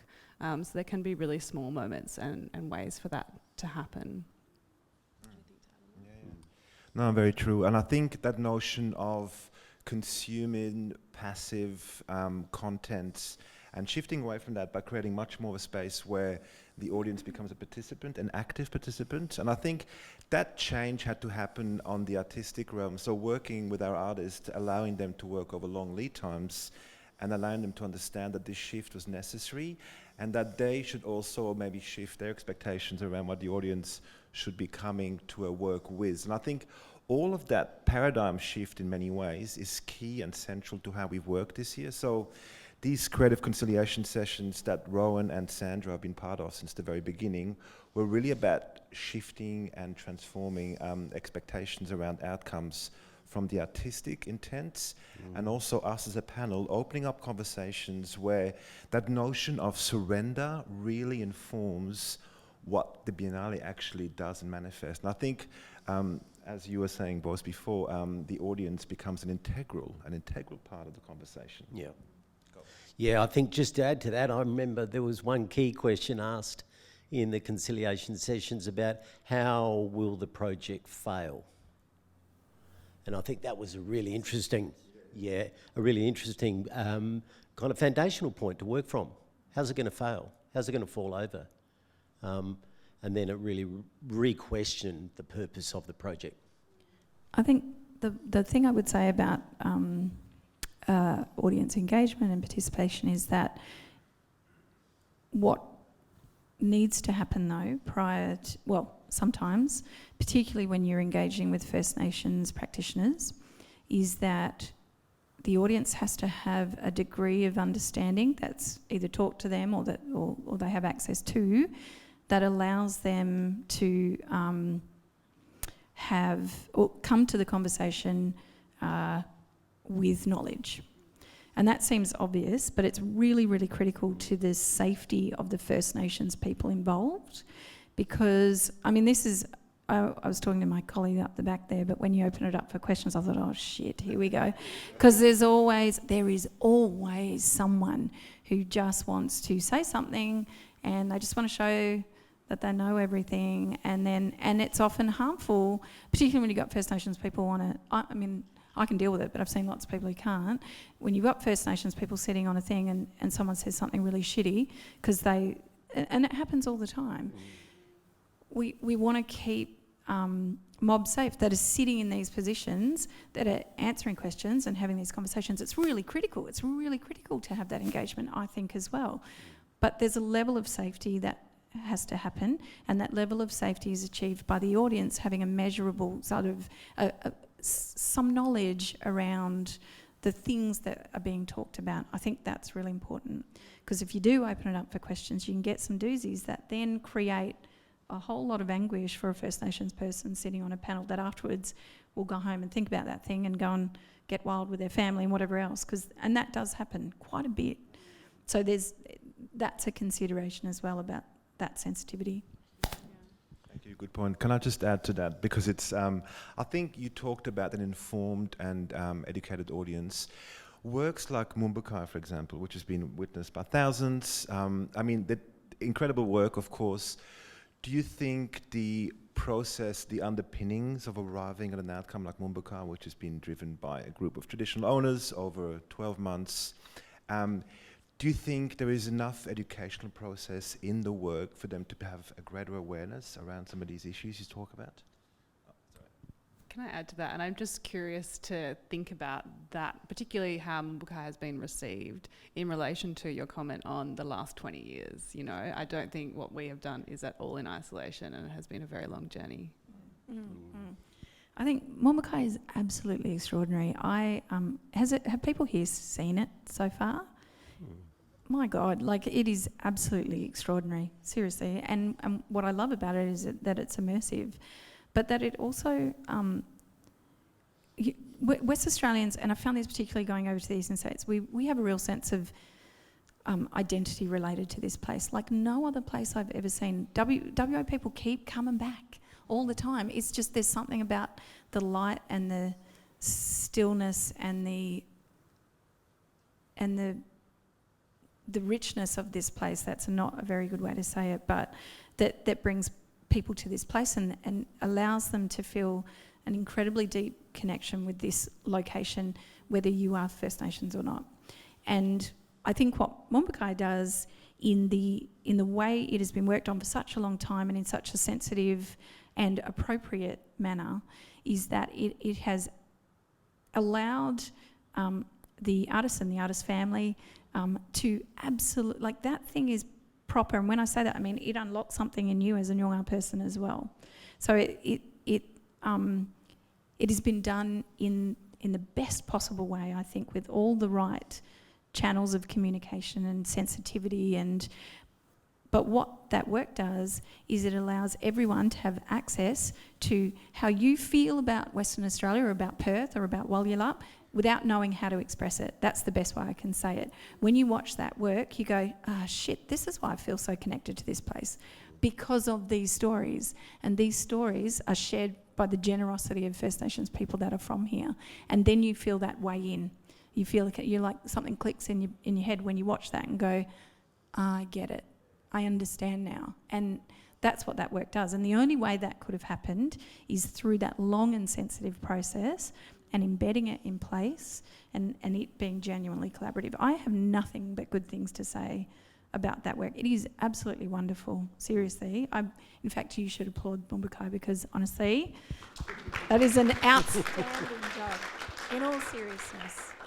So I think that's all that is an example of absolute best practice, I think, in terms of working with First Nations artists, but communities most importantly. Can I jump in here? Because I think there's some questions brewing in the audience. I'd love to turn it over to you guys now. Is there any questions out there for Chloe, Kat and Tom? Thank you. I've just got a question. There's a lot been sort of mentioned about universities and education, and I'm wondering what kind of a role curators, people within the arts industry, can play in looking beyond that. Like, a lot of the most interesting art, comes out of jails, out of even in art centres. People coming from, I work for the Dole program and then going into an art centre and all of a sudden discovering they have this gift for painting. And I'm wondering sort of how connected, even just going outside of the sort of Golden Triangle here, even beyond Fremantle, Armidale, Rockingham, Kwinana. Like, for example, in Roebourne Prison, if you want to make art there, you have to be doing a TAFE course. And to do a TAFE course, you have to be able to read and write. So you've got a lot of kind of incredible artists from the Western Desert who are already working in an art centre, find themselves in jail, can no longer practice art simply because they can't read or write. So I think maybe and like, a lot of the most interesting art that's being made is outsider art. It doesn't come from institutions. So I wonder, like, what onus there is on curators to seek out that stuff. Oh, we do it all the time. I've been doing it for 20 years, but I would say that the first thing that universities can do is divorce themselves of the enshrined idea of knowledge and knowledge holders that all universities currently hold. Because actually, when you look at our elders, they are a university in and of themselves, and they hold a great deal of knowledge. And I mean elders around the country and up north and everywhere else. I think there's this idea of academic knowledge and academic kind of literacy that relies incredibly heavily on reading and writing, but actually the acceptance and the understanding and the recognition of other kinds of knowledges as being of equal importance is absolutely critical, and universities don't do that well. But certainly First Nations curators around the country, absolutely we recognise that, of course. I mean, most of the artists that I would deal with from around the country have no fine arts degree, honestly. It's irrelevant. It's all about their cultural practice, because the cultural content of their work, they are masters in that. So does that sort of... I don't think we can do it, but I think universities... The problem is power, as always, because universities, that's a powerful place to be in, when you can dictate who can hold knowledge and how it's held. So I don't know if that answers the question very well. I think it's universities. 5+ years at UWA, I mean, I think we've got to be really careful here, because I've got a strong feeling universities are going to become defunct in this area, right? And I mean that sincerely, because change is not happening from the top. It's always a box-ticking exercise when there's a real good program on, and it's not long-lasting. It doesn't endure. And the big point here is that in my observations and my residencies in universities in North America, for example, you find the best change happening in community colleges. And universities in the States, for example, where I've worked, they don't know how to do it. And they'll probably never know how to do it, to be really honest. But the community colleges now in America and North America, they've got full professors, they've got Indigenous programs, they've got a holistic universities that are led by Indigenous, First Nation people. And that's profound. So that might help. Any other questions? Yes.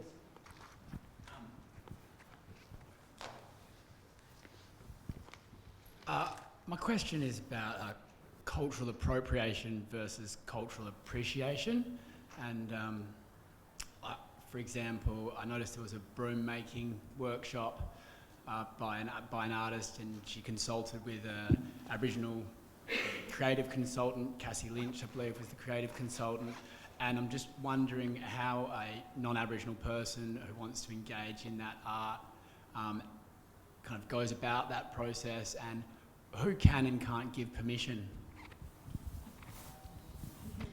First question, every person who wants to work with a First Nations artist of any description, what is it that you want to do?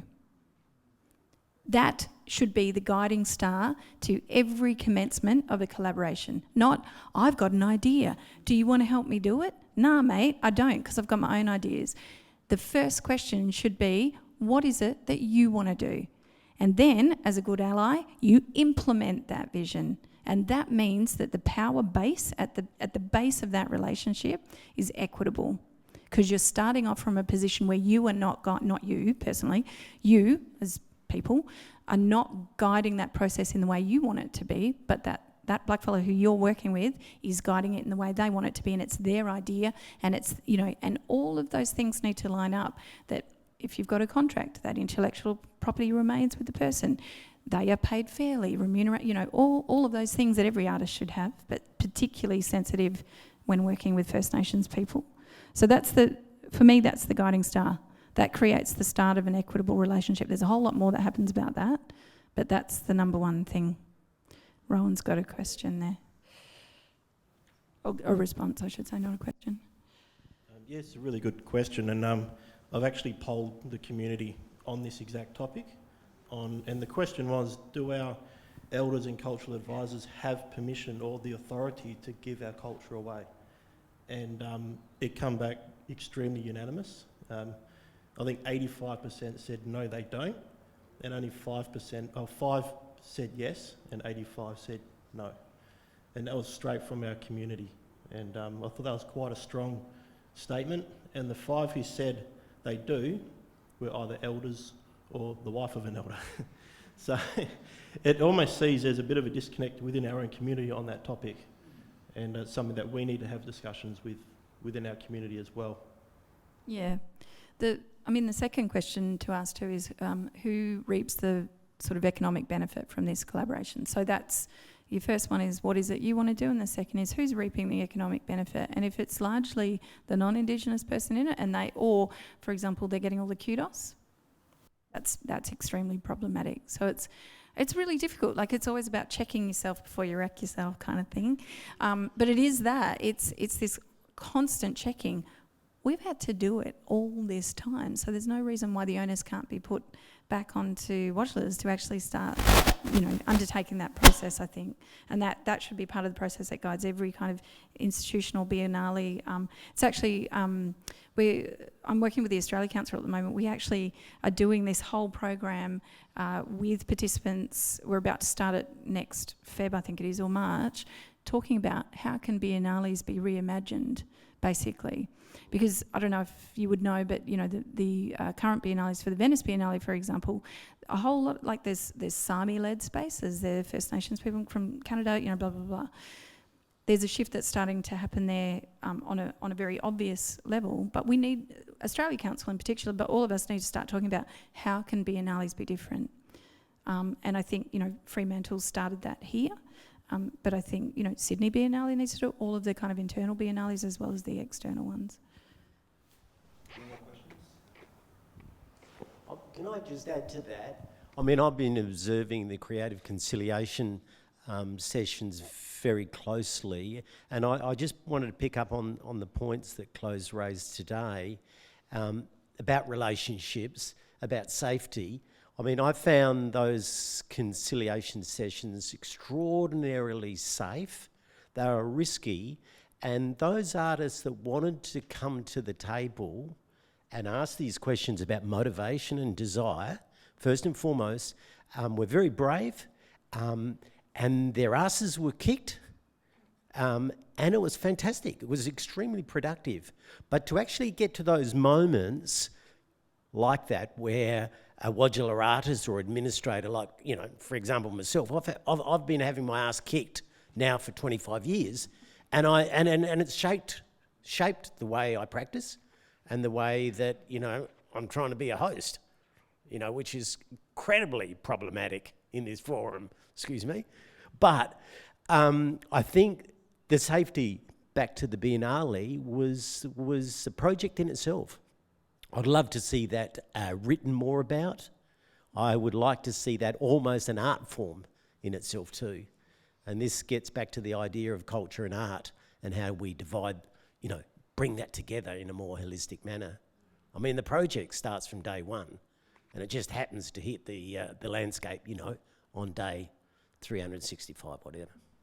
Probably a good note to add is that, as I mentioned earlier, the publication Billy Crossings is in fact very much capturing what this whole journey's been about. So there are conversations with Clothilde, with Tarsen, other people, artists who have grappled with the notion of cultural appropriation. We had moments during the session 6 months ago where Sandra Harbour, another cultural consultant, imparted some really delicate knowledge, which was appropriated for a while and then rejected. So I think all these really challenging themes that we are talking about have been illustrated and examined in that book. So I really encourage you to acquire the book because it's a great way of studying what we're talking about today, essentially. And I think just a note to add on that is there's been a bit of conversation around the Biennale leading these sessions and conversations, which did happen. But so much of this, I just want to add a note, is a lot of the artists we're working with are in this space, and we're doing this already before our invitation came to them. And so it has actually been a very circular process of learning from them a lot as well. Any more poignant questions for the panel? No? Yes? Yeah, sure. Great.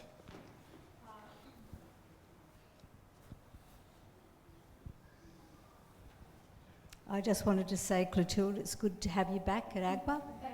And I was interested to know, what's the structure there with regard to the Indigenous curator position? Well, Sharon, I am the only Aboriginal person in that organisation currently, which is a big pile of horse shit. And the art gallery knows it. Colin Walker is the director. He absolutely begged me to come back. I've come in as head of Indigenous programs / curator, but that's really only because there is no one else. My job is to embed everything I've just said within the structure of AGWA, to build capacity within the space, and to ensure that I succession plan, because I've been doing this shit a long time and I'm tired and I want to pass it on. And so I want many more people. At the MCA we were working, there was 12 of us. There was 12 Aboriginal people working at the MCA. That was incredible. A lot of cultural safety in that space. And we were all working in different areas, so it was amazing. And that's the goal. AGWA has needed to change for a really long time. It was part of the reason I left AGWA, and it's part of the reason I've come back. And I think I can have a hand in that. But Colin has employed me in an executive role, and this is the only way this happens. If you have, as I said, Aboriginal people in leadership roles, and significant leadership roles that can create structural change. So it will take some time, because at the moment I'm the only one there, and it's much like Rowan was saying, it takes its toll on you. It's exhausting and it's beyond frustrating at times, but we do this because we also know that, you know, there is that next generation that has to come through, and the one after that. I want to see an Aboriginal director in that space.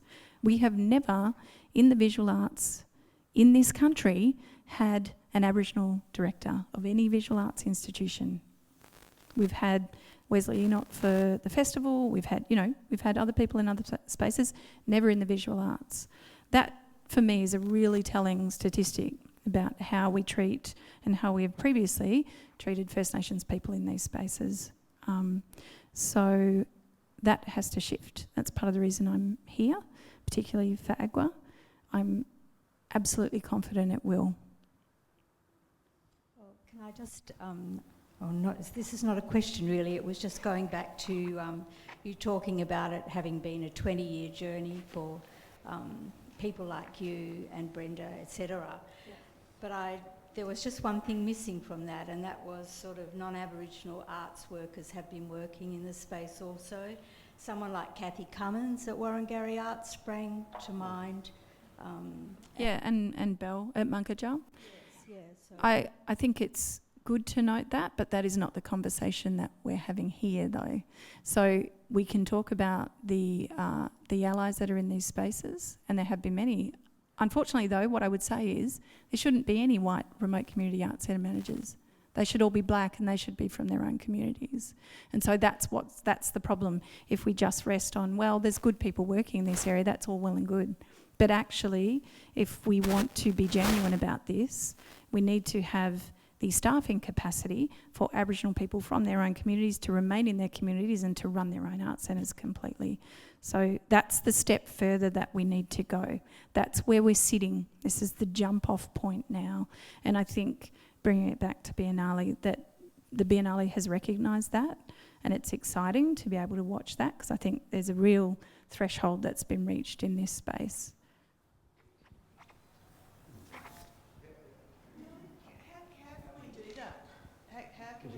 Can you speak into the microphone? Sorry.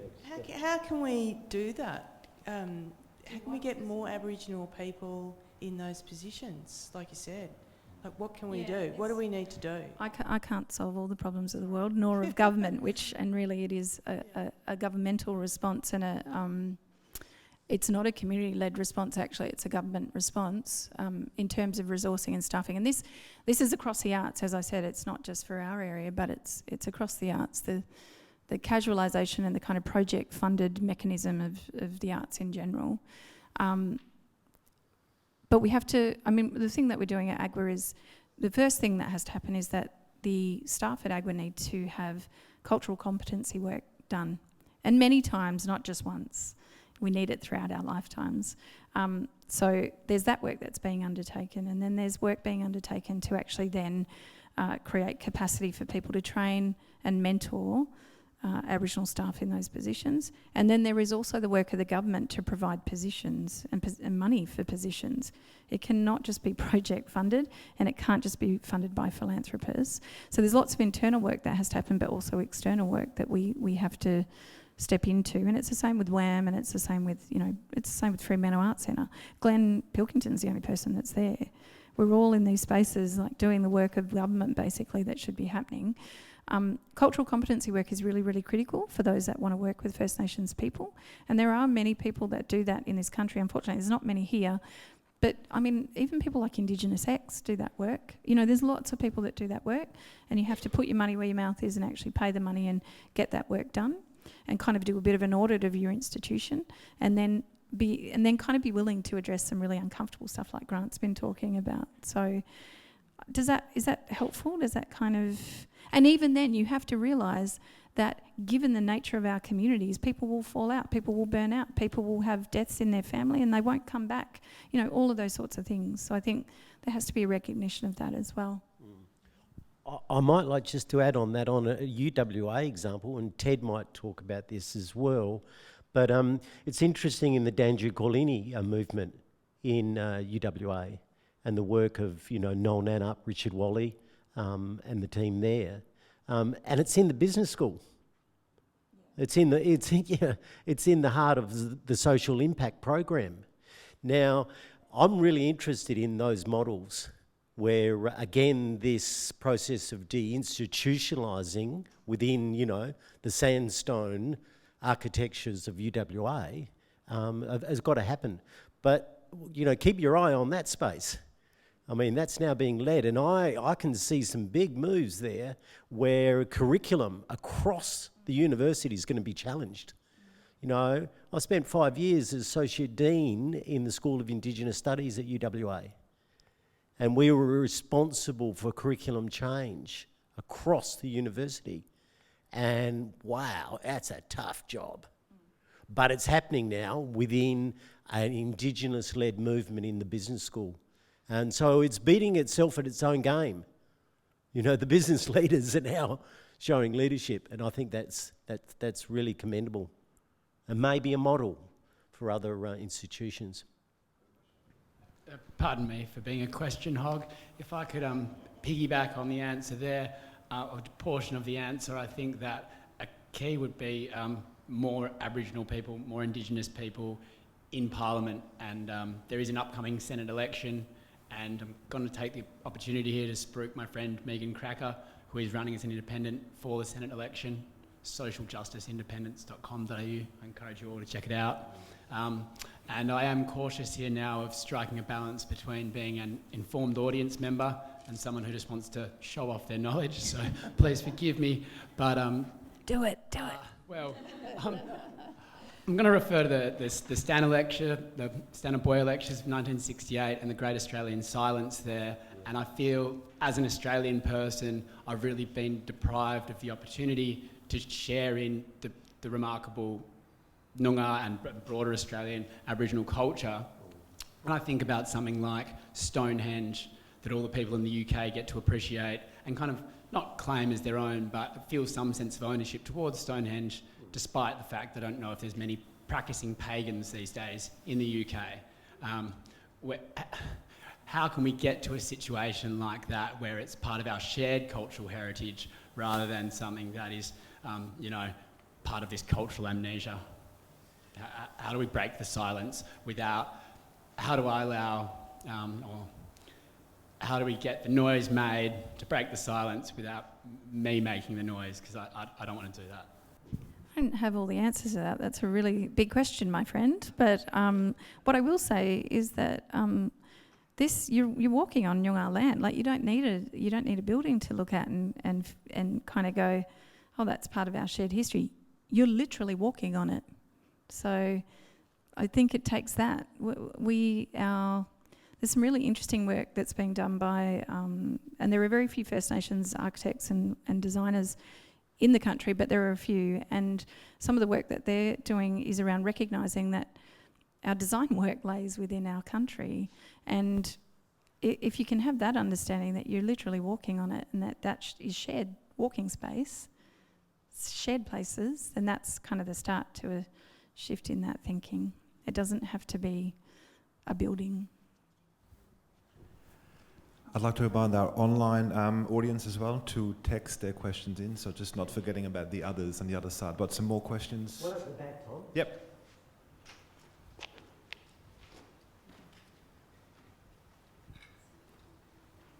Hey, I just have a quick question just about the idea of the kind of long play, which I'm really curious about, and what, we talk about a lot about the how, but which I think is an important question for lots of people to do a lot of work on.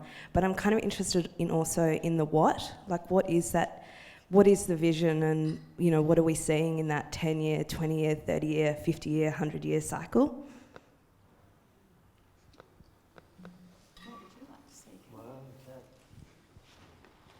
I mean, I can't go the 50-year, but let's go 10, hey?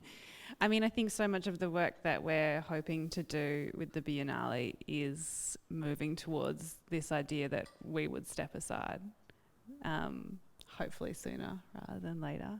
And I'm looking at a lot of other arts organisations and social justice organisations from across even the US and the UK and interstate here. And I know within institutions what I would like to see is actually more collective frameworks for directing. And co-directing. I really think the idea of singular executives needs to die very quickly. And yeah, it's something that we are slowly working towards in small ways through a number of programs, which we hope will continue over. Particularly, you know, we have this joy in Biennale to have this like year, this sort of 18 months before we have to, smash through a festival, and I say that through sleep-deprived eyes, to really explore process and to think about, the different sort of leadership models that we would like to see, and really have this year to create space for slowness and thinking about disrupting that. And so I'm looking forward to doing that, basically, 2022. I think you're right. I think the whole notion of handover is really key to the kind of long-term visioning. But on that note, we're 5 minutes over schedule, so I invite you to take a little break. There's a lovely coffee shop within the museum. It's good coffee, believe it or not, and come back and join us for the second chapter. Thank you.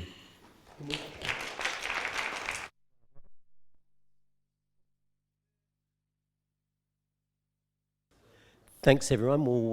We'll kick off on the second session. This is exciting, and I think this one's going to really hit home with a discussion around how a project has changed in midstream in some ways, in the river, in the Bilia. But before we do move into the artist discussion, Rhys was going to talk about his work. He's been scribing and sketching and animating our efforts today, and I think it'd be lovely if he could have a yarn as well. Hello. Hi everyone, so I'm Rhys.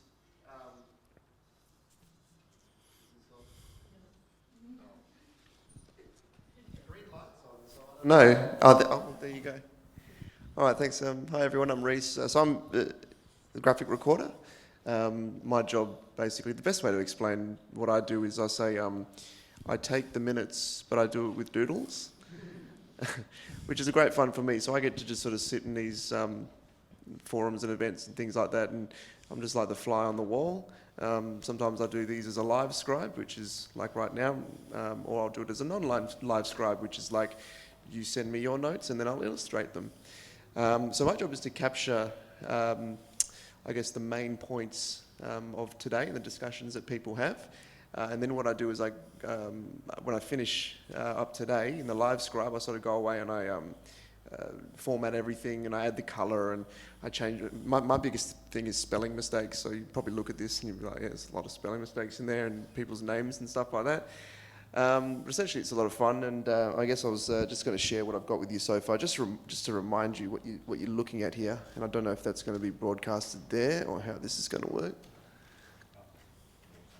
That's all right. Just to let you know, yeah, what you're looking at now is like the draft version, right? It still needs to be formatted. There's a lot of things with the space, like the white space, and it's nowhere near finished, is what I'm getting at.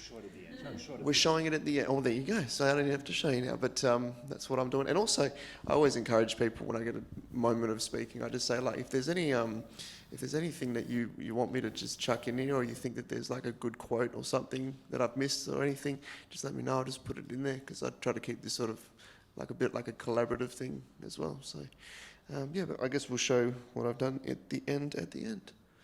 Okay. Thanks, Rhys. That's right. Thank you. Thanks, Rhys. Well, it's my great pleasure now, as part of this conversation, to welcome Clint, Trevor, and Callum to the yarn. Especially Clint and Callum there, come beaming in from other parts of the world. I think Clint, you're up there in the top end. Callum, I'm not sure where you are, but in Melbourne. So thanks for joining us, and of course Trevor right here. So we're going to just hand over to you guys to talk about your project, Bullhorn, and how you've led that practice and challenged a lot of the things we've been talking today about already. So thank you. All yours. Clint, did you want to kick off?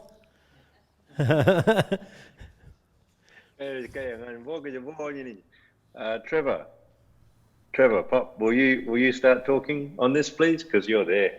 It seems weird for me to start. Good morning, everyone. My name is Trevor Ryan. I'm a Noongar Yamatji man, and I'm presently at the ECU campus in Mount Lawley, studying my thesis, which turned into an exegesis, which is half performance-based and also written. I work with with Clint Bracknell, or Dr. Bracknell, at the ECU campus, and also I work with Pierre, who's actually in the audience. He's my professor from the Junior Lab campus, and we're actually bringing together the Noongar science and also the Western science towards creating new dances within Noongar culture.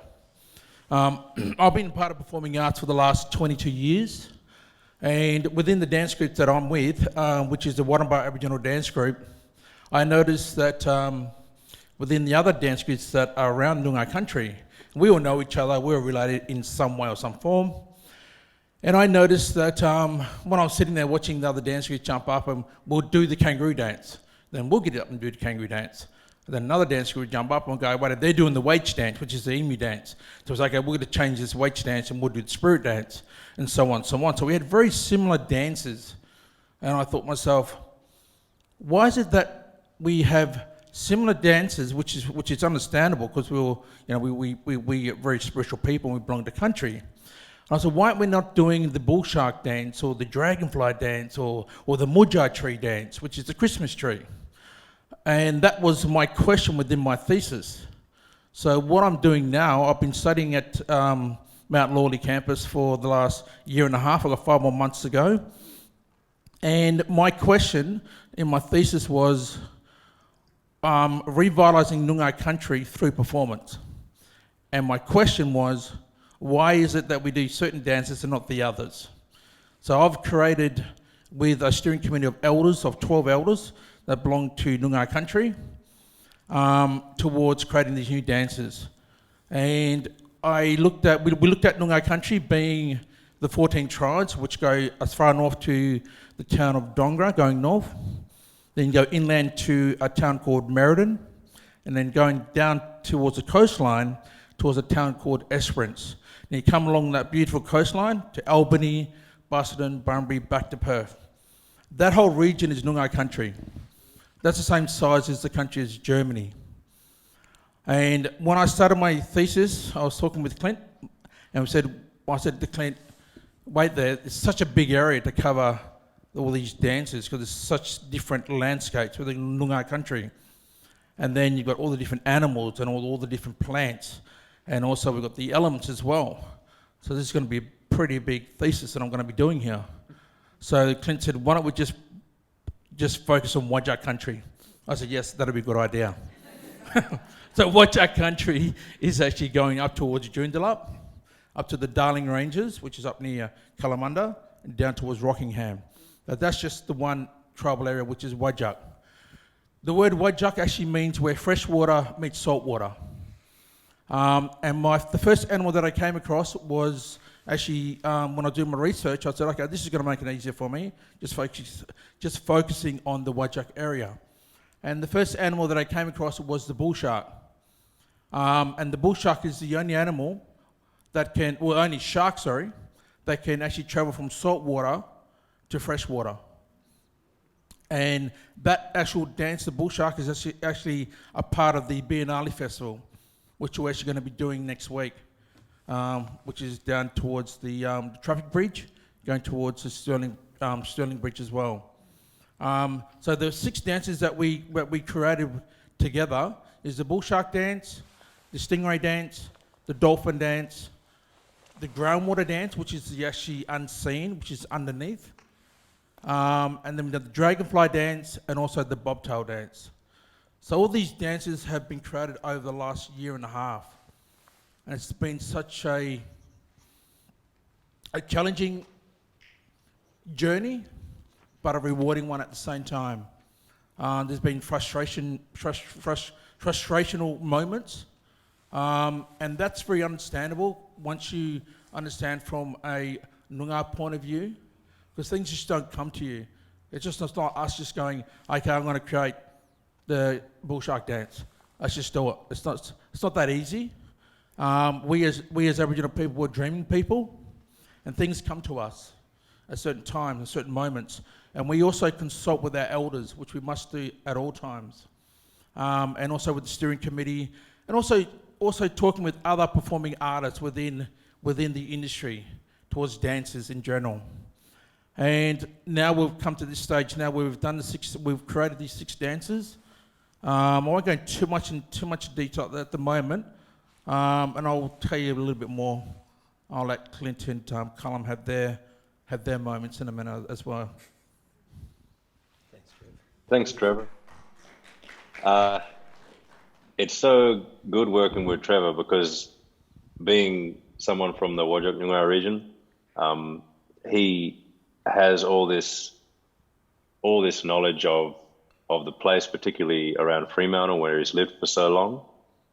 And when we're thinking about sharks, there's a funny perception in Fremantle and Perth, I guess, where the shark's a problem. You know, if someone gets attacked by a shark, the shark's a problem. We've got to go out and cull the shark. But the shark's always been there. And the fact that we're seeing more bull sharks swim up the river, which they've always been able to do, they're magical creatures. But we're seeing more of them go up the river because we've depleted their food stocks in the ocean. So we're seeing more of them. And we need to respect them. We need to be aware of them. And so one of the ideas of performing something to do with the bull shark is to raise awareness and to, I guess, engineer some sort of respect that isn't quite there yet in the wider population.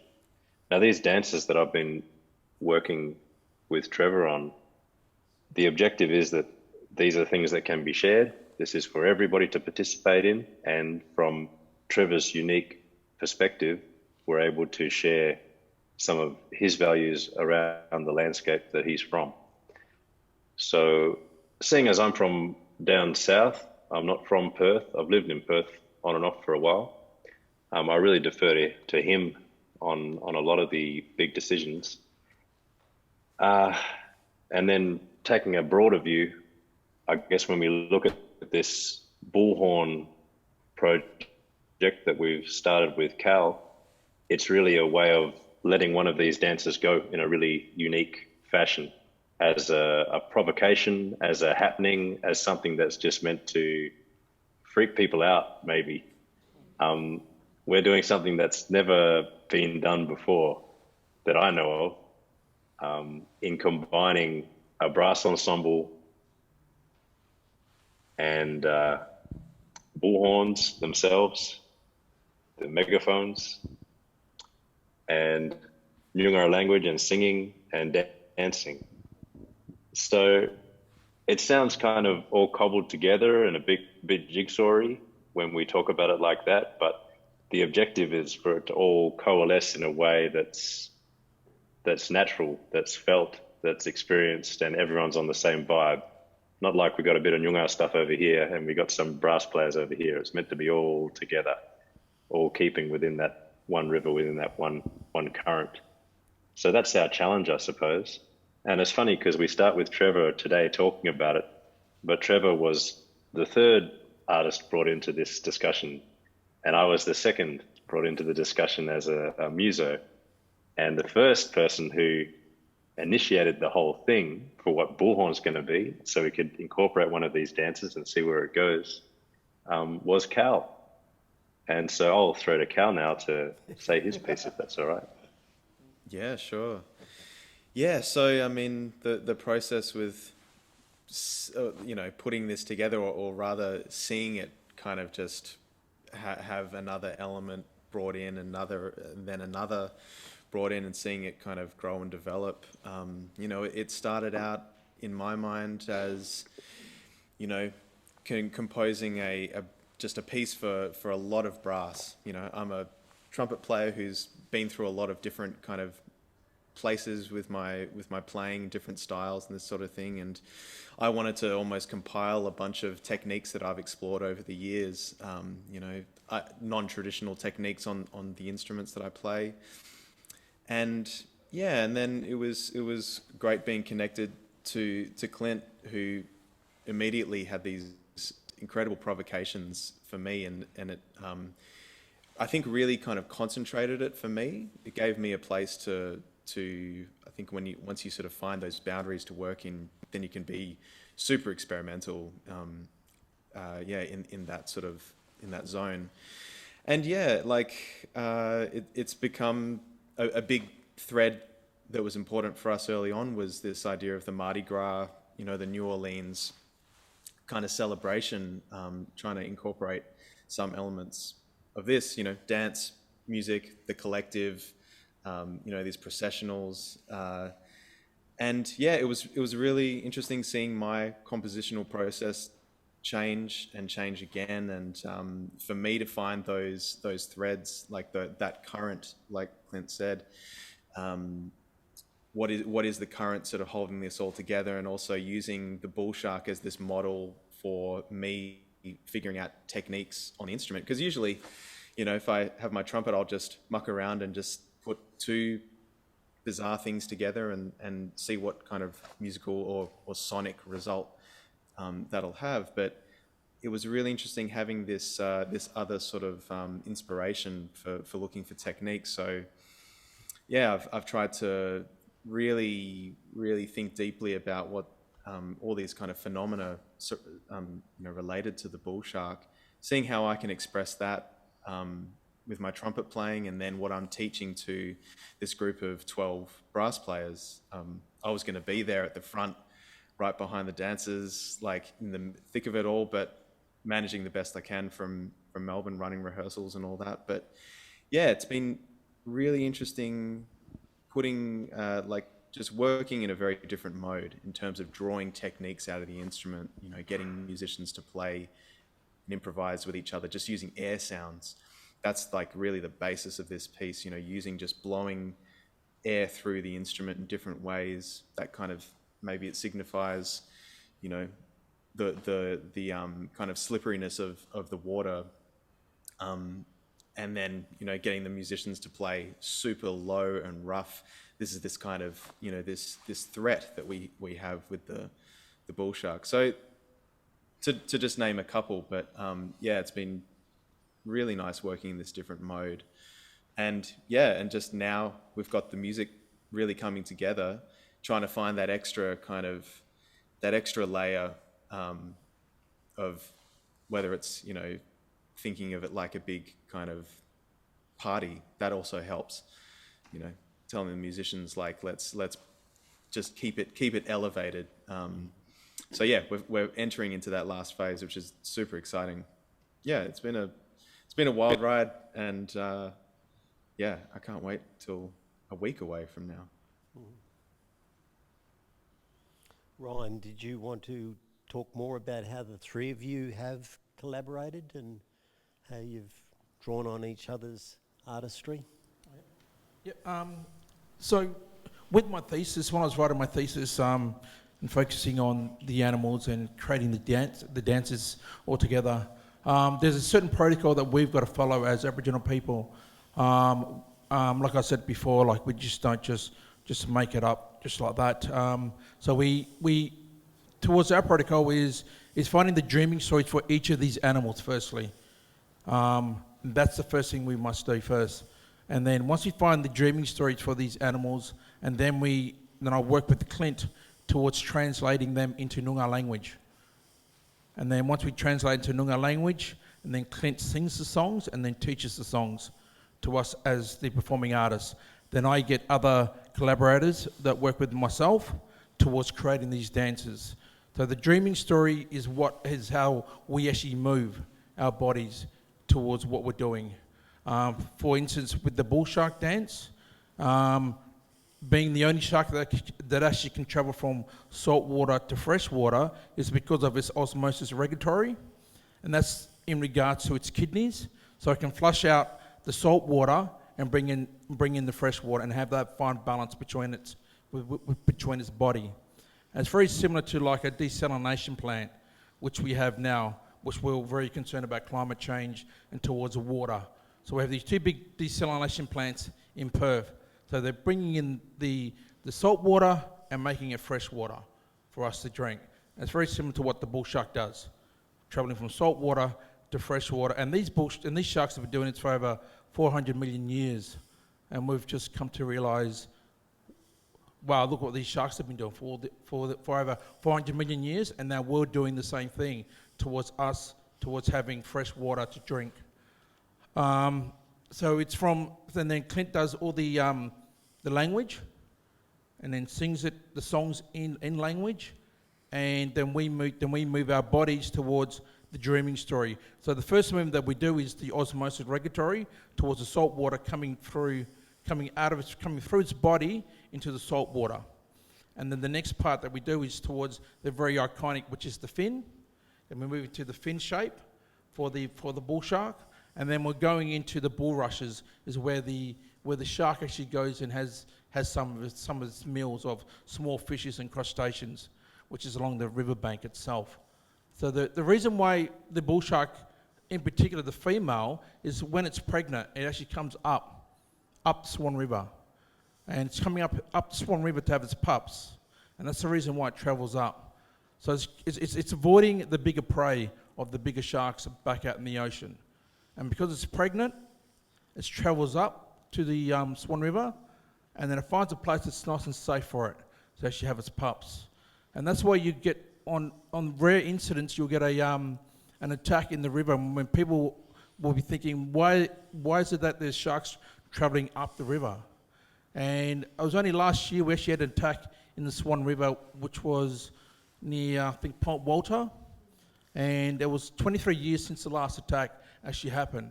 And people are just realising, or some people are just realising, that there's bull sharks actually travelling in our river systems.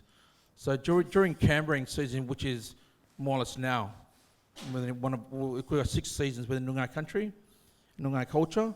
And Cambering season is within November, December. So this is the time now that the bull shark actually travels up the river. Great. Cal, I'd love to ask you this question.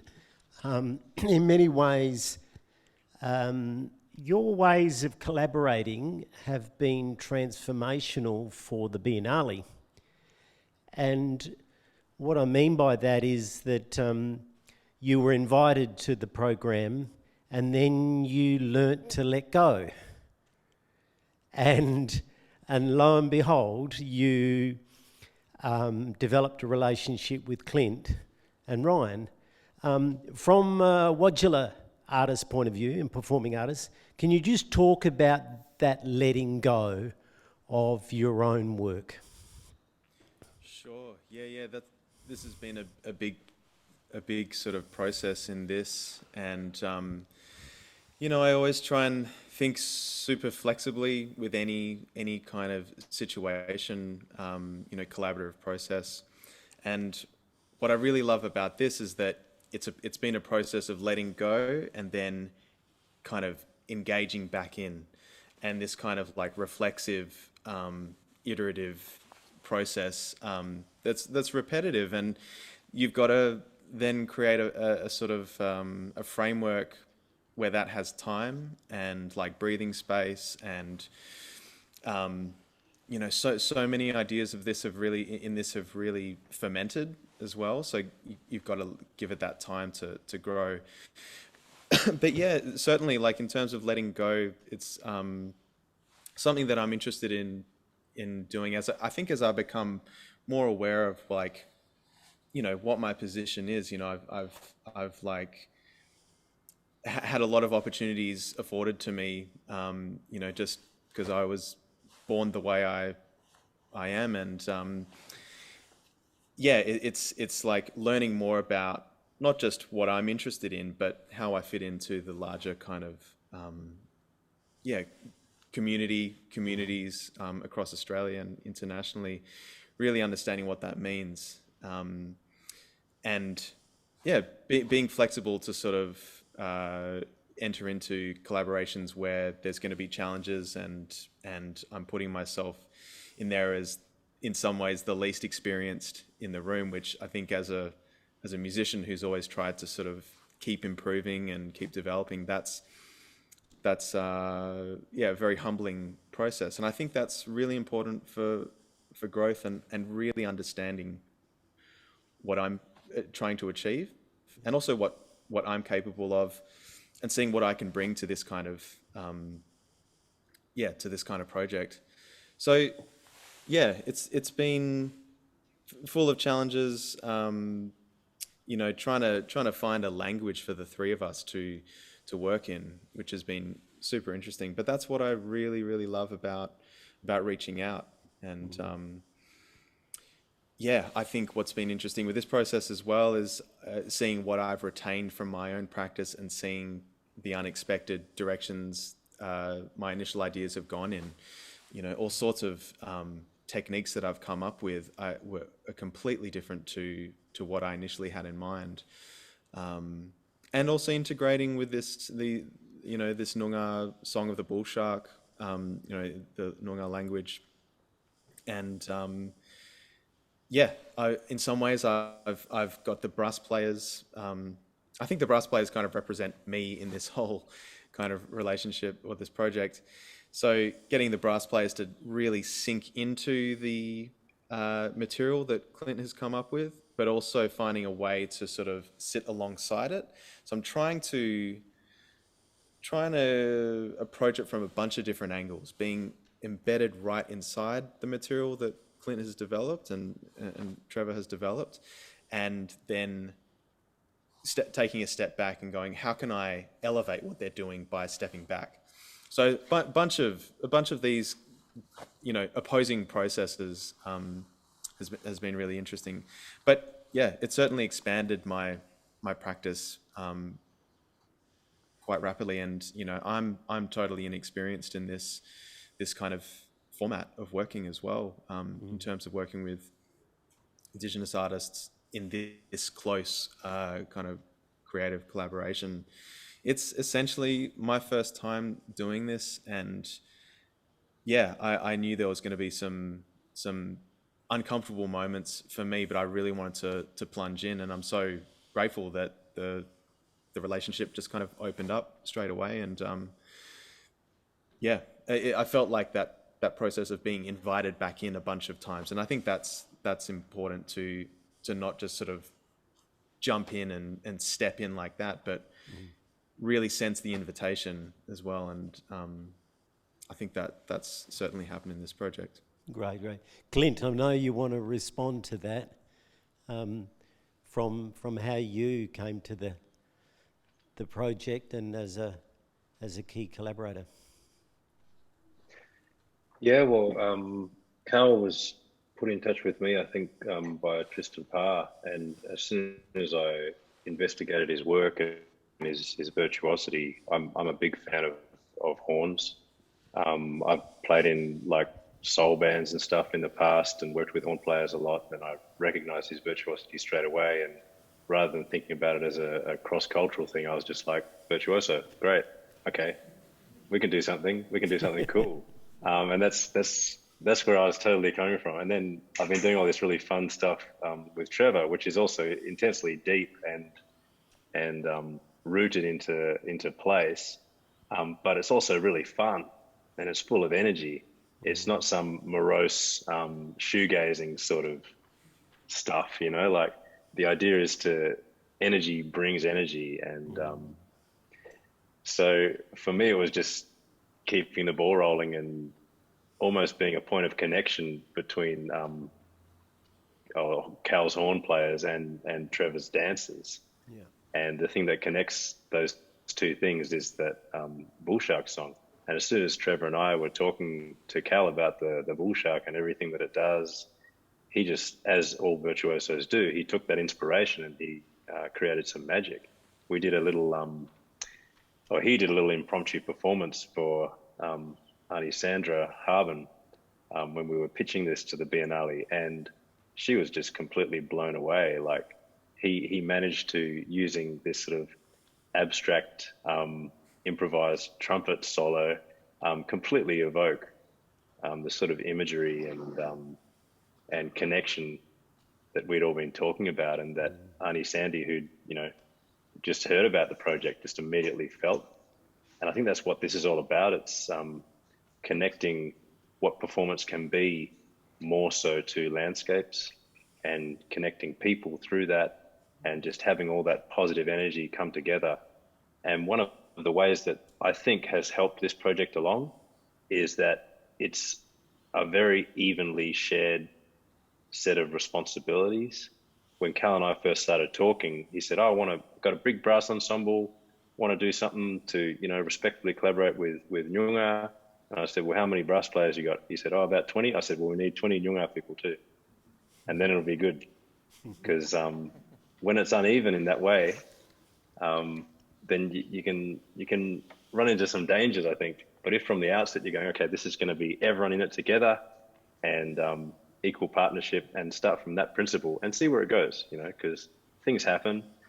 But I think we've managed to hold on to that. I think it's going to be a pretty interesting happening that we managed to put together, and full of energy. And I think the Bull Shark group themselves are starting to feel very much like the Bull Shark group, something completely new, and also millions of years old in terms of what they're embodying.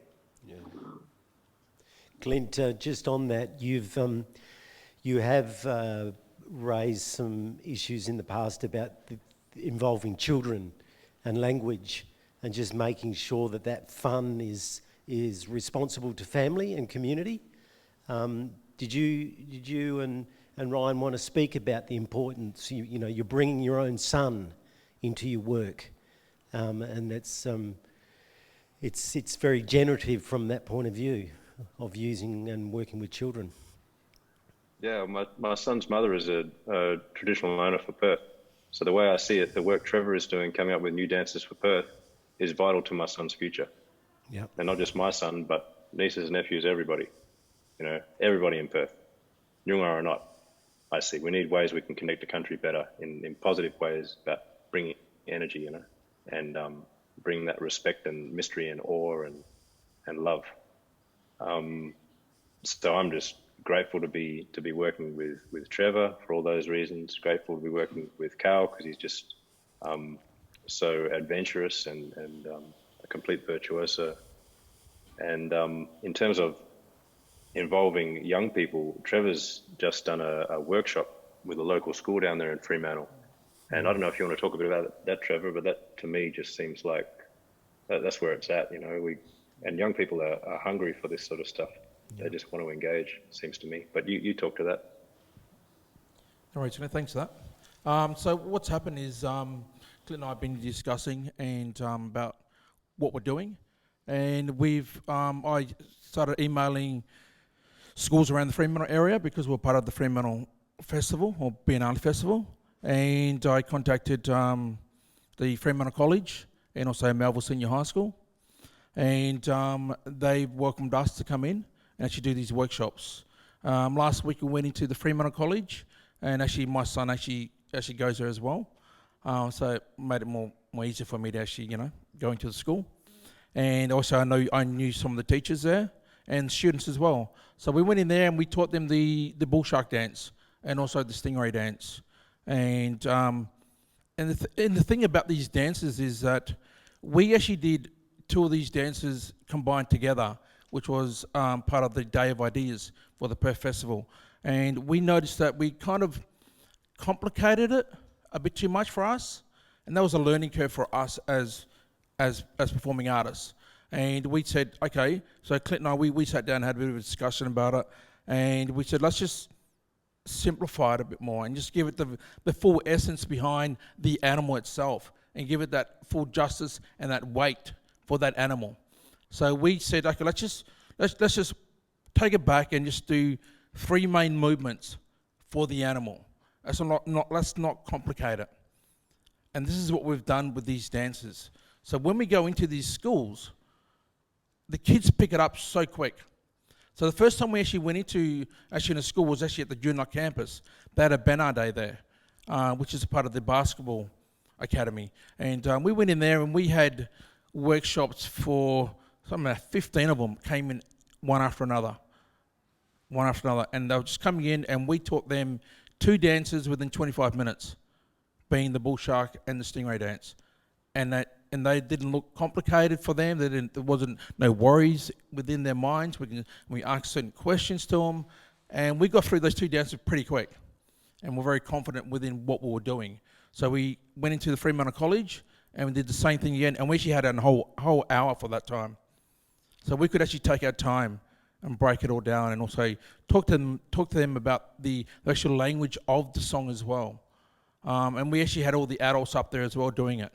So that was a great achievement for us to see that as facilitators and also as Noongar people, knowing that our younger generation are getting up here and performing these dances, which are for all of us as Noongar people as well, and for the wider community. So our end goal is like, to go to like the Wurundjeri Festival, like that's going to actually happen. It's actually happening tonight, actually.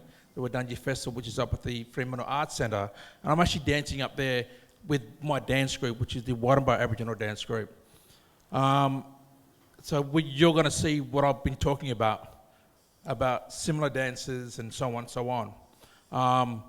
And then we are hoping to actually bring all these dances for the next festival or the other festivals, and you're going to be able to see all these dances that I'm talking about now, being the bull shark, being the stingray, being the dolphin, and the bobtail, and the groundwater, and the dragonfly. And then also going into the Melville Senior High School, which is next week, and going to that school and seeing how they approach it as well. Because obviously each student's going to be different. And this is, like I was saying, a learning curve for us. And then we can consult with our leaders, our senior members, and also our elders, and also with the universities that we're actually working with as well. Very good. Clint, I want to ask you a question about I kind of have quite a phenomenal paper that I read recently that you and Pierre and your other colleagues have now published on this project, or you've included this project. And this idea about research by performance. You've written really strongly about that, and Pierre here, I'm glad Pierre's here today, as a cultural ecologist, the way that he's teamed up now on understanding these shifts in time and the readings of environment and landscape and other cosmologies. But Clint, just briefly about research by performance. You're a scholar, you're a community performer, and you're changing the dial here. So can you help us with that? Well, that paper that came out in a Rivers Ecology Journal, so it's the first time I've published anything or co-published anything in something that wasn't a humanities journal, which is kind of strange. Trevor was a co-author on that too, and that's his first scholarly paper. And Jonathan Marshall, our colleague at Edith Cowan University.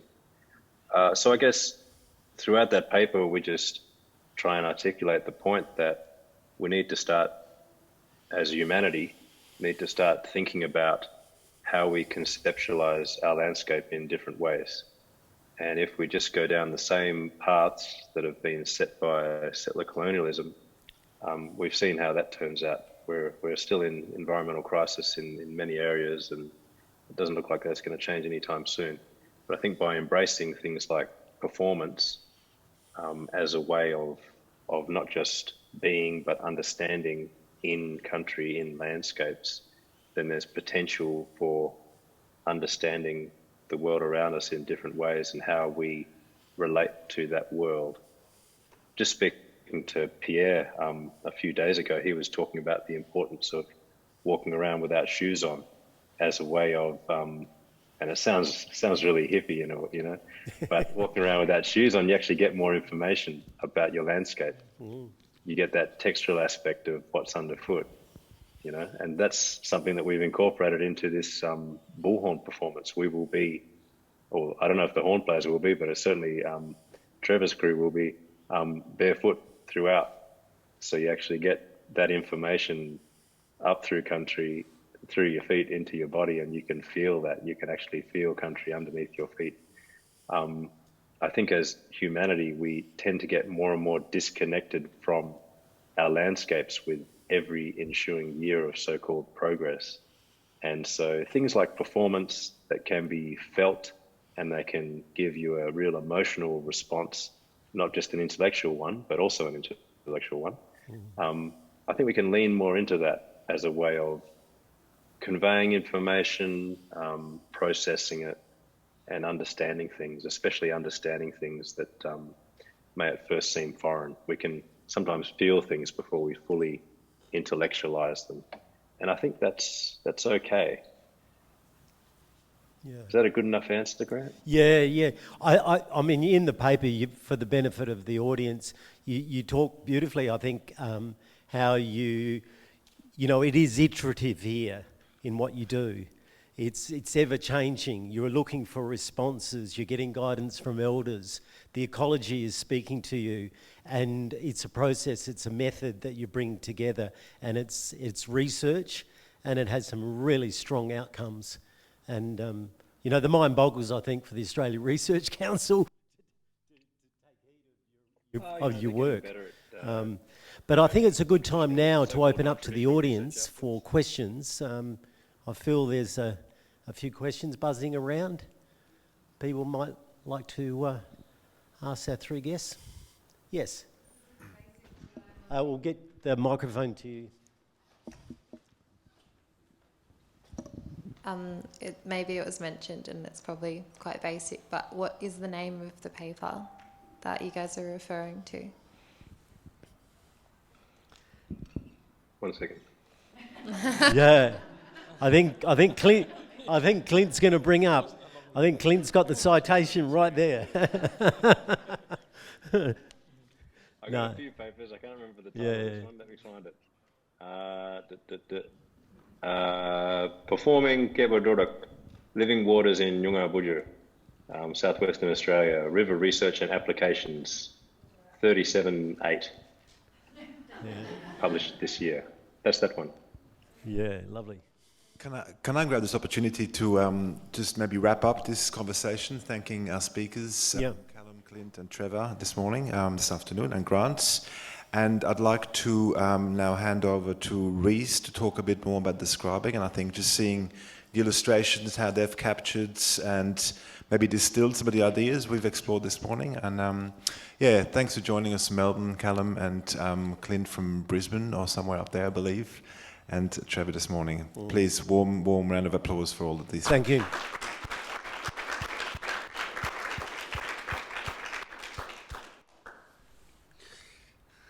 Okay, sorry, you know when you feel like you have to, you're doing a, like an exam or something, and it's like pens down, I was like, just get that last one. Okay, so, can we, there we go. All right, let's see how we can do this. So, I start off by, I sort of pre-prepared drawing all our speakers. Let me move that out of the way. And again, I'm really sorry if I haven't got your names in there yet, or if I spelt it wrong. Sue Lynn, that's how you spell yours, hey? That'll do. Okay, so just, again, my job is, in summary, is just sort of capture the themes of what we've been talking about today, and in no particular order. There was a lot of conversation around, you know, essentially revolving around Aboriginal arts and contemporary arts sort of being worlds apart, which one of the quotes that Rowan said, and the lack of understanding in connection to cultural art. Considering that this was all about conversations, I've sort of created this theme of, you know, what do you call them, speech bubbles sort of everywhere. First steps happening with Biennale. There's a lot of conversation about Aboriginal-led conversations, decision-making, and pretty much everything. So straight at the bottom there, why not? Got a lot of themes around cultural safety and sensitivity. some great quotes there with Chloe as well. With I love that what she said there, Chloe. We're on the threshold of change, and we bloody well should be. I thought that was pretty powerful. Again, we had that conversation around appropriation versus appreciation, and we're talking about asking the questions, well, like, what is your intention really? What is it that you want to do, and who's benefiting from the exchange, and sort of summarising that by helping foster equitable relationships, I suppose. Indigenising, my new favourite word. I just translated it as to peak daddy, but I can throw that out as well if you need to. Yeah, and then we have Trevor's and Clint's and Callum's little conversation there, which I've sort of thrown up on the side, talking about the concepts of dreaming and story, and putting that into singing and putting that into dancing. Summarising my little, I don't know, bull shark little dude there. It's kind of at this point where it's funny for me, because I'm like, how much more room do I have to cater for the rest of the conversation? So again, this is something that what you're looking at now will be formatted tonight, and again we have our same thing tomorrow. So it's a little bit all over the place, but I like to throw little characters in there that sort of fit the theme. Of arts and sharing cultures and exploring the process. That's it, I think. Anything, like I said, if there's anything that I've missed, or if there's anything you want me to add in there, come have a yarn with me after, and I'll chuck it in there. But I'm not going to draw anybody else, because that does take me a little bit of time. Thank you.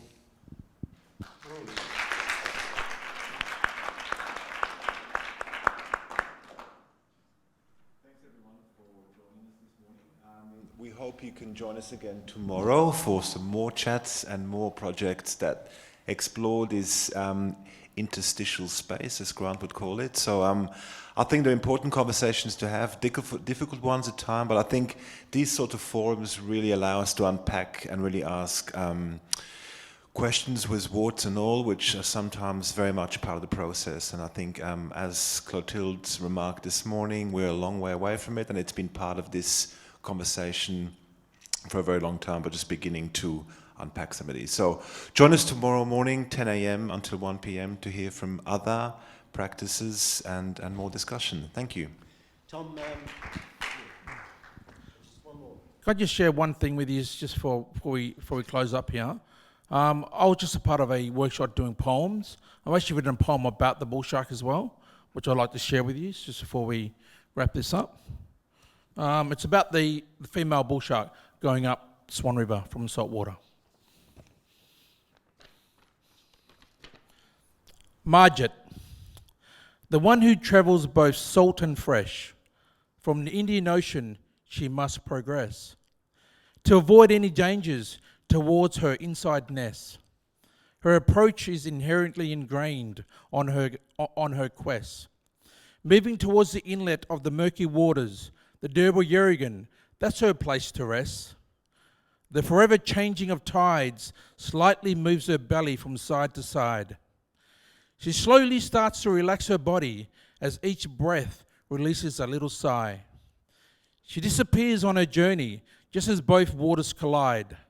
The warmth within her belly pumps blood that only she can provide, caressing her emotions with each ripple that moves down her spine.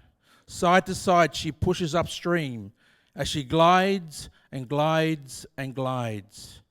Each push brings a feeling of peace and solitude, because she must find the strength and will within inside herself.